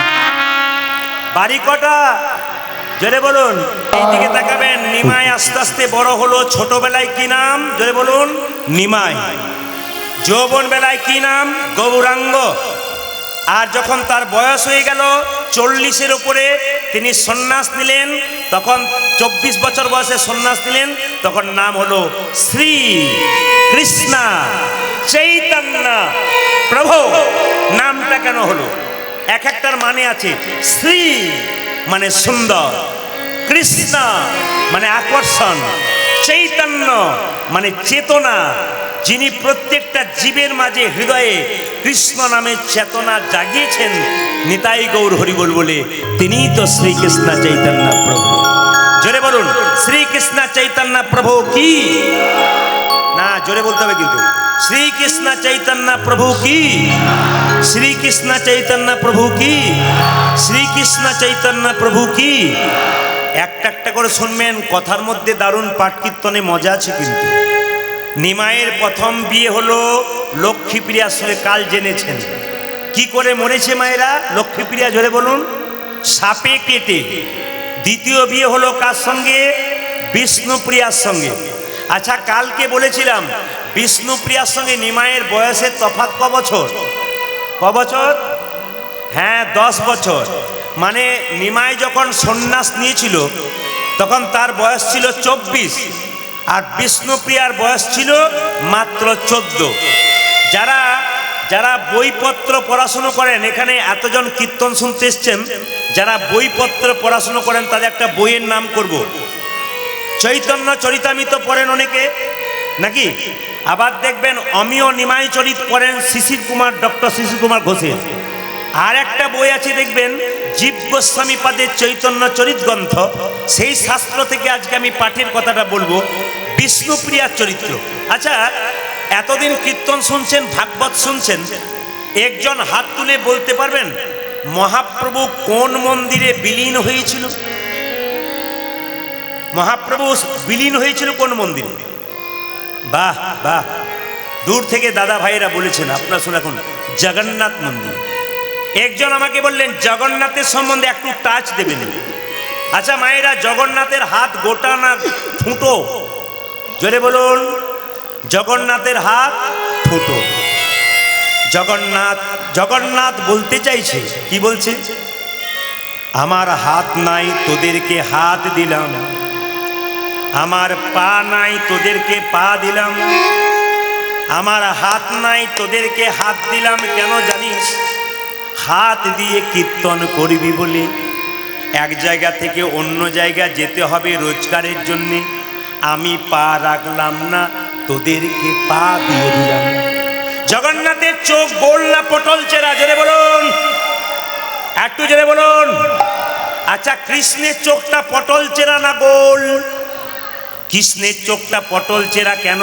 এইদিকে মাঝে মাঝে বিচার এদিক ওদিক হয় পটল চেরা চোখে, কিন্তু গোল চোখে কোনো বিচার অবিচার হয় না।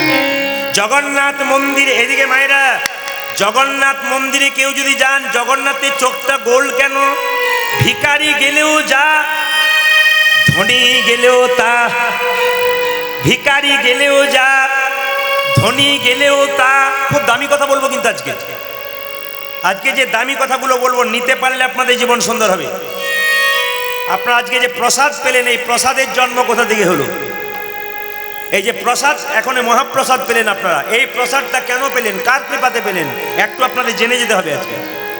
এই যে কমিটি বৃন্দ এত অক্লান্ত পরিশ্রম করে প্রসাদ তৈরি করলেন, এই প্রসাদের জন্ম কোথা থেকে? কার কৃপাতে আপনারা প্রসাদ গ্রহণ করলেন আজকে?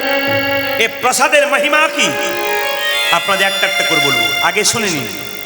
জগন্নাথ বলতে চাইছে আমার চোখ গোল, ভিখারি এলেও যা, ধনী এলেও তা, ব্রাহ্মণ এলেও যা, শূদ্র এলেও তা। এই জন্য জগন্নাথের চোখ গোল কেন? বিচার সমান, বিচার সমান। এইবার বলি, তাহলে নিমাই যদি জগন্নাথ মন্দিরে নিজেকে বিলীন হয়ে গেছিল, তাহলে বিষ্ণুপ্রিয়া কোথায় গিয়েছিল? ছোট্ট করে শুনবেন। যদি আমি মাঝে মাঝে ভুলে যাই মহাপ্রসাদের কথাটা, আপনার তো আমাকে ইশারা করে দেবেন যে ওটা বলুন।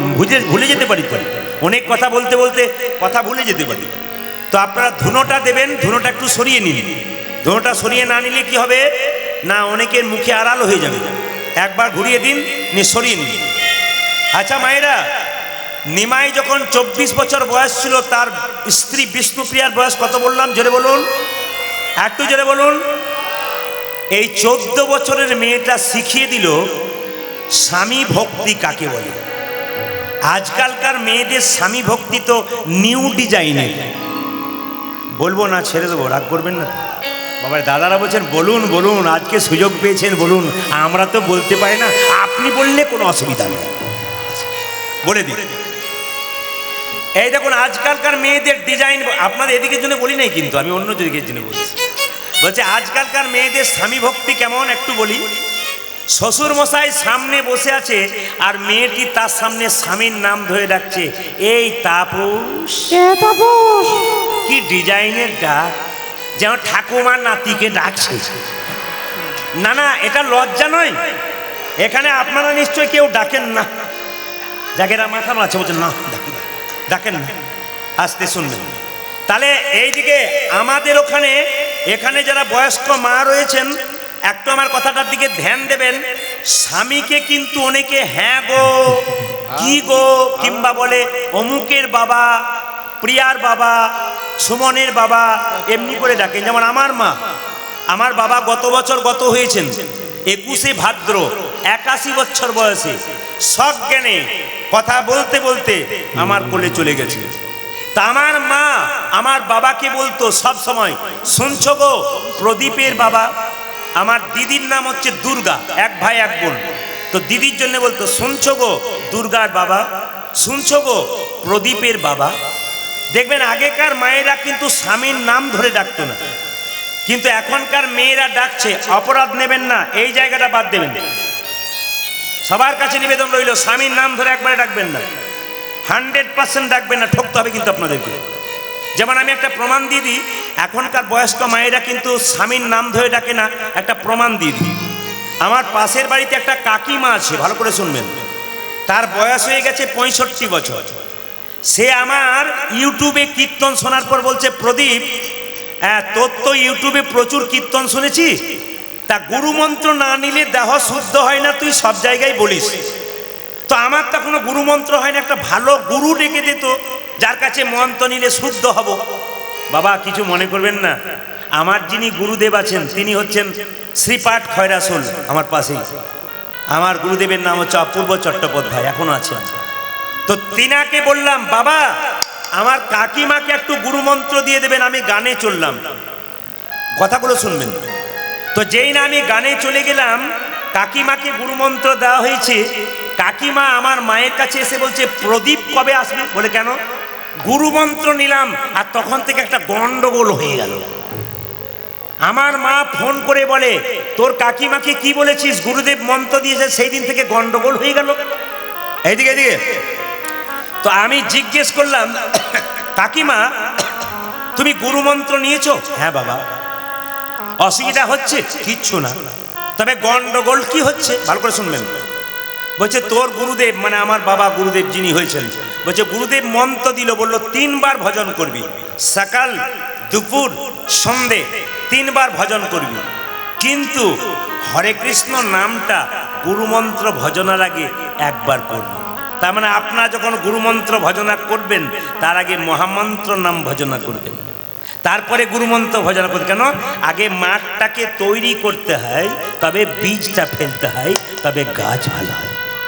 অনেকে দেখবেন স্পেশালি গুরুমন্ত্র ভজনা করলো, মহামন্ত্র ভজনা করলো না। কিন্তু নিয়ম কি? নিয়ম, আপনি যখনই গুরুমন্ত্র ভজনা করবেন তার আগে আপনাকে মহামন্ত্র নাম মহাপ্রভুর দেওয়া সেই নাম ভজন করতে হবে, তবে আপনার জমি উর্বর। এইদিকে।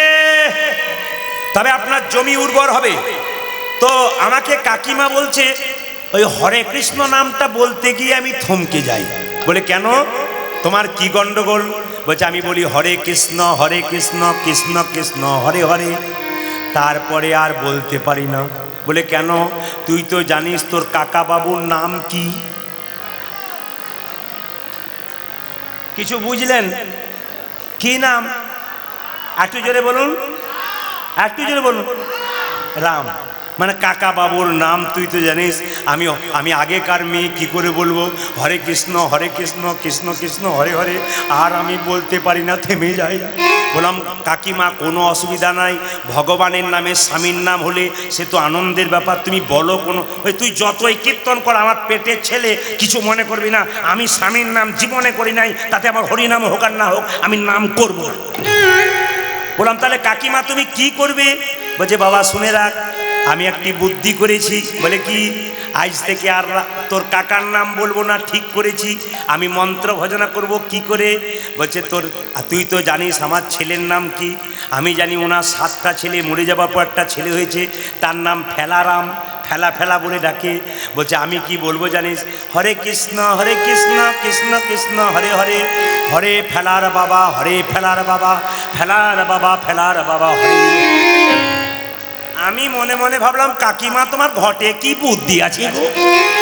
এ বুদ্ধি আমাকে একটু দাও, তাহলে আমি কীর্তনে লাগাতে পারবো। রাধা রামোদর কি জয়। শ্যাম সুন্দর কি, মদন মোহন কি, হরিবাসর কি, বিষ্ণুপ্রিয়া প্রেম। 14 বছরের মেয়েটা যেদিন থেকে নিমাই সন্ন্যাস নিল, দাদা ভাইরা যারা ভালো ভালো ভক্ত আছেন এখানে তারা শুনবেন দামি কথা। যেদিন থেকে নিমাই সন্ন্যাস নিল সেদিন থেকে বিষ্ণুপ্রিয়া ঘরে বসে বসে কি করলো দেখুন। মেয়েটার বয়স কত? 14।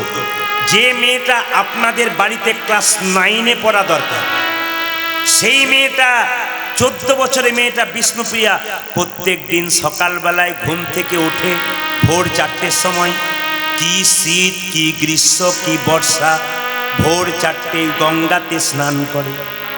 ওই সকাল 4টে থেকে সন্ধে 6টা পর্যন্ত হরে কৃষ্ণ কৃষ্ণ কৃষ্ণ হরে হরে, হরে রাম রাম রাম হরে। ওই 14 বছরের মেয়েটা গভীর শীত মাঘ মাসের দিনে ভোর 4টের সময় কেউ যখন উঠতে পারে না, চাদর গায়ে নিয়ে কাঁপে, তখন ওই মেয়েটা ভোর 4টে গঙ্গাতে স্নান করে ভিজে কাপড়ে বাড়িতে কৃষ্ণ কৃষ্ণ কৃষ্ণ বলে কাঁদে। পাশের মেয়েরা বলে, প্রিয়া তুই এইটুকু বাচ্চা মেয়ে, ভোর 4টে স্নান করিস নি, তুই কৃষ্ণ কৃষ্ণ বলে কাঁদিস, তুই যে মরে যাবি রে মা, বেঁচে থাকবি তবে তো কৃষ্ণ নাম করবি, তুই যে মরে যাবি কাপড়টা ছেড়ে আয়। বিষ্ণুপ্রিয়া কি উত্তর দিচ্ছে দেখুন, দিদি দিদি আমার মা আমাকে শিখিয়ে দিয়েছে, আমার নাম সাহাধর্মিনী।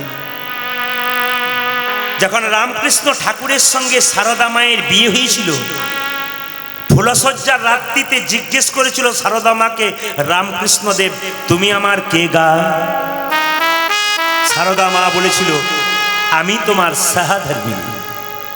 রামকৃষ্ণদেব জিজ্ঞেস করেছিল, সাহাধর্মিনী মানে কি? সারদা বলেছিল, স্বামী ধর্ম করবে, স্ত্রী তাকে সাহায্য করবে, এরই নাম সাহাধর্মিনী। দারুণ বলেছিস তো তুই।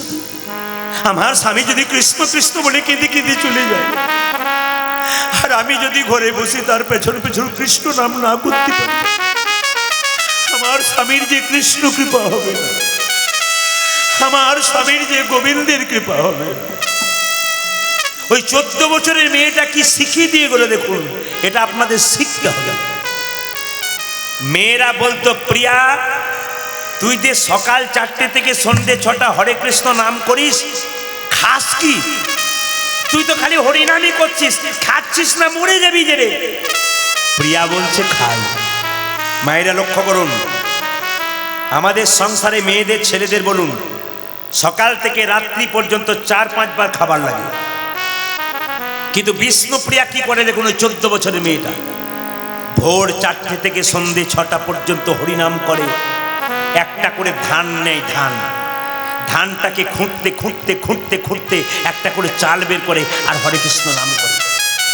সকাল থেকে সন্ধ্যে পর্যন্ত যে কটা ধান খোঁটা হয়, যে কটা চাল হয়, সন্ধ্যাবেলায় গঙ্গা থেকে জল এনে একবার সেদ্ধ করে প্রসাদ পাই, এরই নাম বিষ্ণুপ্রিয়া। জেনে নিন, এই মেয়েটার নাম স্বর্ণাক্ষরে পৃথিবীর ইতিহাসে মানুষ দেখছে। জেনে নিন, চৈতন্য চরিতগ্রন্থে বিষ্ণুপ্রিয়ার নাম উজ্জ্বল হয়ে আছে কেন। জেনে নিন, 14 বছরের মেয়েটা আমাদের 25 বছরের মেয়েকে কি শিক্ষা দিল। জেনে নিন, 14 বছরের মেয়েটা আমাদের 60 বছরের মায়েদেরকে কি শিক্ষা দিল। এর কাছ থেকে শিখে নিতে হবে স্বামী ভক্তি কাকে বলে। জেনে নিন মায়ের একটা একটা করে। বিষ্ণুপ্রিয়া, আচ্ছা, নিমাই সন্ন্যাস নেবার পর একবার অদ্বৈতের বাড়িতে এসেছিল। হরে কৃষ্ণ। নিমাই কিন্তু সন্ন্যাস নেওয়ার পর একবার অদ্বৈতের বাড়িতে এসেছিল। নিত্যানন্দ ছুটে গিয়ে বলল, নিমাই, বলে কি, বাড়ি ফিরে চল। কেন? তোর মা সচিমাতা কাঁদছে, একবার তাকে সান্ত্বনা দিয়ে আয়। তোর মা যেমন কেঁদে কেঁদে পাগলিনী হয়েছে রে, তোর স্ত্রী বিষ্ণুপ্রিয়া সেরকম কাঁদছে, খালি কাঁদছে, কিছুই করে না। মায়েরা, বিষ্ণুপ্রিয়ার চরিত্রের কথা একটু বলবো, আপনারা শুনে নিন। ছেলে যদি ঘর থেকে চলে যায়, মা কি চুপ করে থাকতে পারে? জোরে বলুন না। মা পাগলের মতো করে ছেলে যদি চলে যায়। বিষ্ণুপ্রিয়া বৌমা হয়ে কি করে দেখুন। 14 বছরের মেয়েটা, মা মা মা কি, তোমার ছেলে না, মানে আমার স্বামী দেবতা, তোমার ছেলে জগতের মঙ্গলের জন্য গেছে, জগৎকে উদ্ধার। কেঁদো না মা, কেঁদো না, কাঁদবে কেন? তোমার ছেলে তো সবাইকে নাম দিতে গেছে, জগৎ উদ্ধার করতে গেছে। সকাল থেকে সন্ধ্যে পর্যন্ত বিষ্ণুপ্রিয়া সচিমাতাকে সান্ত্বনা বাক্য দিত, কিন্তু রাত্রিবেলায় যখন সচিমাতা ঘুমিয়ে যেত, বিষ্ণুপ্রিয়া নিজের মনটাকে আর মানাতে পারত না। সারাদিন বিষ্ণুপ্রিয়া সচিমাতাকে বোঝায়, কিন্তু রাত্রিবেলায় নিজের মনকে বোঝায় না। ভোর পর্যন্ত কাঁদতে থাকে, স্বামী আমার শাশুড়ি মাকে তুমি দায়িত্ব দিয়ে চলে গেলে, বলো তো আমি নারী হয়ে কি করে পালন করব? তুমি তো দিব্যি দেশে দেশে ঘুরে বেড়াচ্ছ, হরিনাম দিচ্ছ, আমি কি করে পালন করব? আমি কি করে দায়িত্ব পালন? সারা রাত্রি বিষ্ণুপ্রিয়া কাঁদত। যে যেখানে বসে আছেন আমার বিনীত নিবেদন রইল, আজকের পাঠ কীর্তনে কথাগুলো আপনারা শুনবেন, আপনাদের জীবন সুন্দর হয়ে যাবে। বিষ্ণুপ্রিয়া কি করলো দেখুন মায়েরা। নিত্যানন্দ নিমাইকে বলল, নিমাই তুই অদ্বৈতের বাড়িতে এসছিস, একবার ফিরে চল। কেন? মাকে দেখা করবি, বিষ্ণুপ্রিয়াকে দেখা করবি। সঙ্গে সঙ্গে নিমাই বলে উঠল, দাদা, যে একবার সন্ন্যাস নেয় তার নারী মুখ দেখতে নাই, তবে আমার মা তথা নবদ্বীপের নরনারী সবাই আসবে, একজন যেন আমার কাছে না আসে। বলুন তো কে? বলুন কে? বলুন। বাহ, এর থেকে বুঝলাম কীর্তনটা আপনাদের ভেতরে ঢুকে গেছে। বলছে, আমি এখানে এসেছি, মা আমাকে দেখতে আসুক, ক্ষতি নাই, নবদ্বীপের মেয়েরা আমাকে দেখতে আসুক, ক্ষতি নাই, একজন যেন না আসে। নিত্যানন্দ গিয়ে বলল, সচিমা, তোমার নিমাই এসেছি। তোমার নিমাই এসেছে, তোমার নিমাই নিমাই নিমাই এসেছি।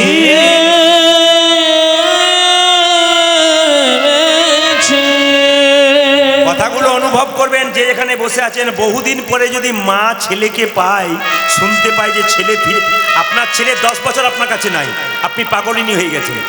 যদি শুনে নিলেন যে বিশাল করে ছেলে এসে বসে আছে, আপনি কি করবেন? পাগল হয়ে যাবেন। আমায় নিয়ে চল, আমায় নিয়ে চল, আমায় নিয়ে চল। সচিমাতা কাঁদছে, বিষ্ণুপ্রিয়াকে বলছে, প্রিয়া, আমার নিমাই এসেছি। বিষ্ণুপ্রিয়া সচিমাতাকে বলছে, মা মা মা আমার পতি দেবতা এসেছে, আপনার ছেলে এসেছে। হ্যাঁ রে, হ্যাঁ রে, চল, ভালো করে সেজে চল। নিত্যানন্দ বলল, দাঁড়াও, নিমাই সবাইকে যেতে বলেছে, তোমাকে বলে নাই। এইদিকে তাকাবেন, যত কম বয়সের মায়ের আছেন, শাশুড়ি মা আর আপনি বাড়িতে আছেন, আপনার স্বামী 10 বছর বাইরে চলে গেছে, 10 বছর পর আপনার এখানে বাড়ি, বিশালগড়ে এসে আপনার স্বামী দাঁড়িয়ে আছে। যদি আপনার স্বামী বলে, আমার মাকে এখানে পাঠিয়ে দাও, আর কাউকে পাঠাবে না, আপনার অবস্থা কি হয়? আপনার তো অভিমান আরও বেড়ে যাবে। কিন্তু বিষ্ণুপ্রিয়ার অভিমান বাড়ে নাই। কেঁদে কেঁদে বলেছিল, স্বামী, সারাটা জীবন যার জন্য অপেক্ষা করে রইল, সে যদি এতদিন পরে এলে সবাইকে কৃপা করলে, আমার মতো হতভাগিনীকে কৃপা করতে পারলে না তুমি। হরি বল, হরি বল। আমার মতো হতভাগিনী কি এমন খারাপ কর্ম করেছিল স্বামী, যার জন্য তুমি সবাইকে ডাকলে, আমায় ডাকলে? ভগবান সব সইতে পারে মা, ভক্তের চোখের জল সইতে পারে না, ভক্তের অহংকার সইতে পারে না। বিষ্ণুপ্রিয়া কাঁদছে, নবদ্বীপের মেয়েরা দলে দলে নিমাইকে দেখতে যাচ্ছে। কিছু মনে করবেন না, মেয়েদের মনে কোনো দুঃখ থাকলে দু জায়গায় যাবে না। দাদা ভাইরা, আমার বয়স্ক বাবারা, যদি আপনাদের ভেতরে কোনো দুঃখ থাকে, তবে আপনারা দু জায়গায় যাবেন। কোথায় কোথায়? পাড়া প্রতিবেশীর মেয়েকে বলবেন না, ওরা আপনার কথাটা আরো 5 জনকে ছড়িয়ে নোংরা করে দেবে, আপনাকে শেষ করে দেবে। আপনার ভেতরে দুঃখ থাকলে কাউকে বলার দরকার নেই, শুনে নিন, দু জায়গায় বলবেন। একটি গুরুচরণে, একটি গোবিন্দের চরণে। গুরু হলো বাবার মতো, তাকে মনের কথা খুলে বলুন, ও কাউকে বলবে না, সমস্যার সমাধান করবে। আর ভগবানের মন্দিরে গিয়ে কেঁদে কেঁদে একবার বলবেন, এ সংসারে কেউ যদি ভগবানের জন্য কাঁদে, ভগবানের জন্য কাঁদে, তবে সে কান্নাতে চোখের জলের মধ্যে প্রেম জাগে, প্রেম জাগে। কিন্তু সংসারের জন্য যে যত কাঁদবে তত জ্বালা বাড়বে, জল ভরবে। ছেলের জন্য কাঁদবে, মেয়ের জন্য কাঁদবে, শেষে ছেলে মেয়ে প্রশ্ন করবে, তুমি আমার জন্য করেছো কি? আপনি ভাববেন আহ, যার জন্যে করি চুরি সে কি না বলে চোর। আপনার ব্যথা হবে, যন্ত্রণা হবে, আপনার চোখ থেকে জল পড়বে, সে জলটা গরম হবে। সে জল মুখের মধ্যে প্রবেশ করলে নোনা নোনা ভাব লাগবে। কিন্তু যদি কৃষ্ণের জন্য কেউ ব্যবহার করে, যদি নিরজনে বসে বসে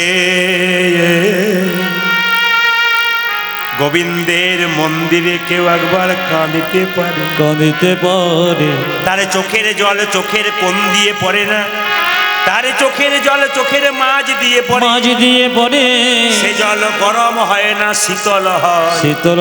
সে জল মুখের মধ্যে প্রবেশ করলে নোনা নোনা ভাব লাগে না, মিষ্টি মিষ্টি ভাব লাগে। মায়েরা, বিষ্ণুপ্রিয়া যখন কাঁদছে, নবদ্বীপের মেয়েরা তখন কি করলো দেখুন, চিৎকার করে বলছে এ প্রিয়া। মেয়েরা কিন্তু মেয়েদের দেখতে পারে না।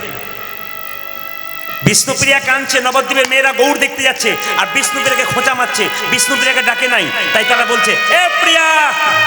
প্রভু সবাইকে ডাকলো আর তোকে ডাকলো না? তোর মতো ভাগ্যহীনা আছে কজনা? তোর মতো ভাগ্য খারাপ আছে কজনা? তোর মতো ভাগ্যহীনা আছে কজনা?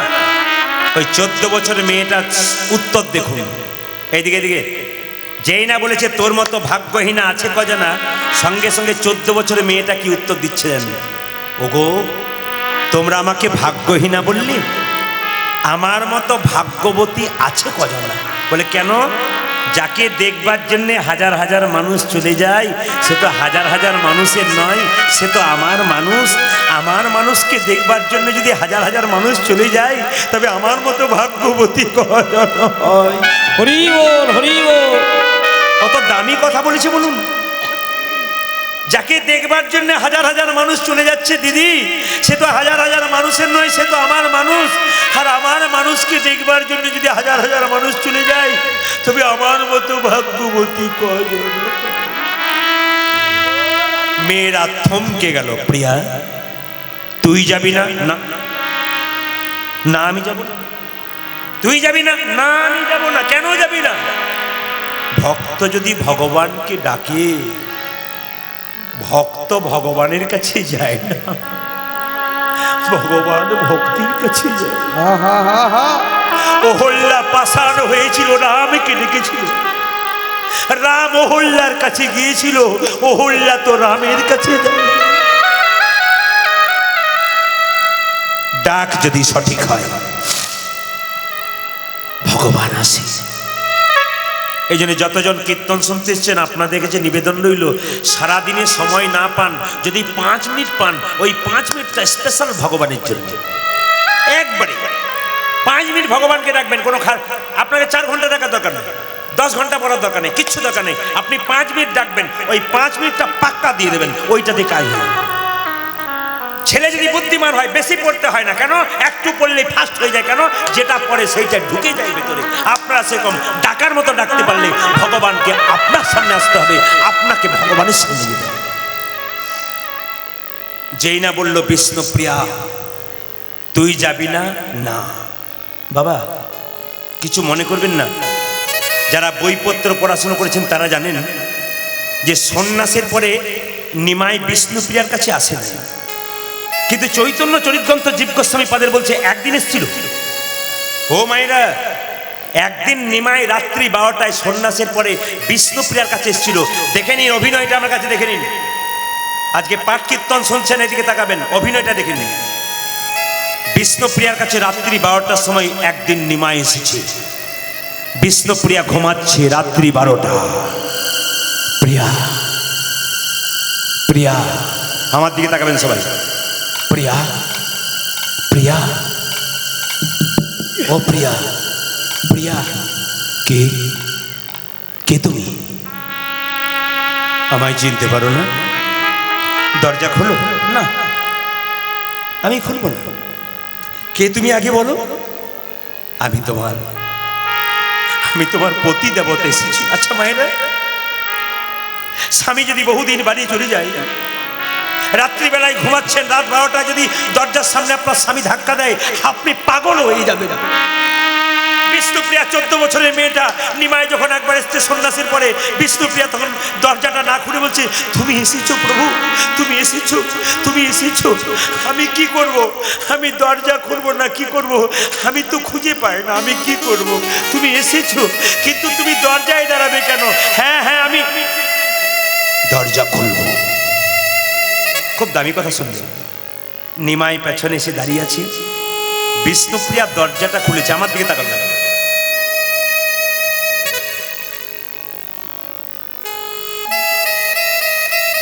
নিমাই পেছনে, বিষ্ণুপ্রিয়া দরজা খুললো কিন্তু তাকালো না। প্রিয়া, বহুদিন পর স্বামী এলে স্ত্রী তার বদন পানে একবার চাইবে না? না না, আমি তাকাবো না তোমার দিকে। ভালো করে লক্ষ্য করবেন। তোমার কিছু জিজ্ঞেস করার আছে? হ্যাঁ প্রভু।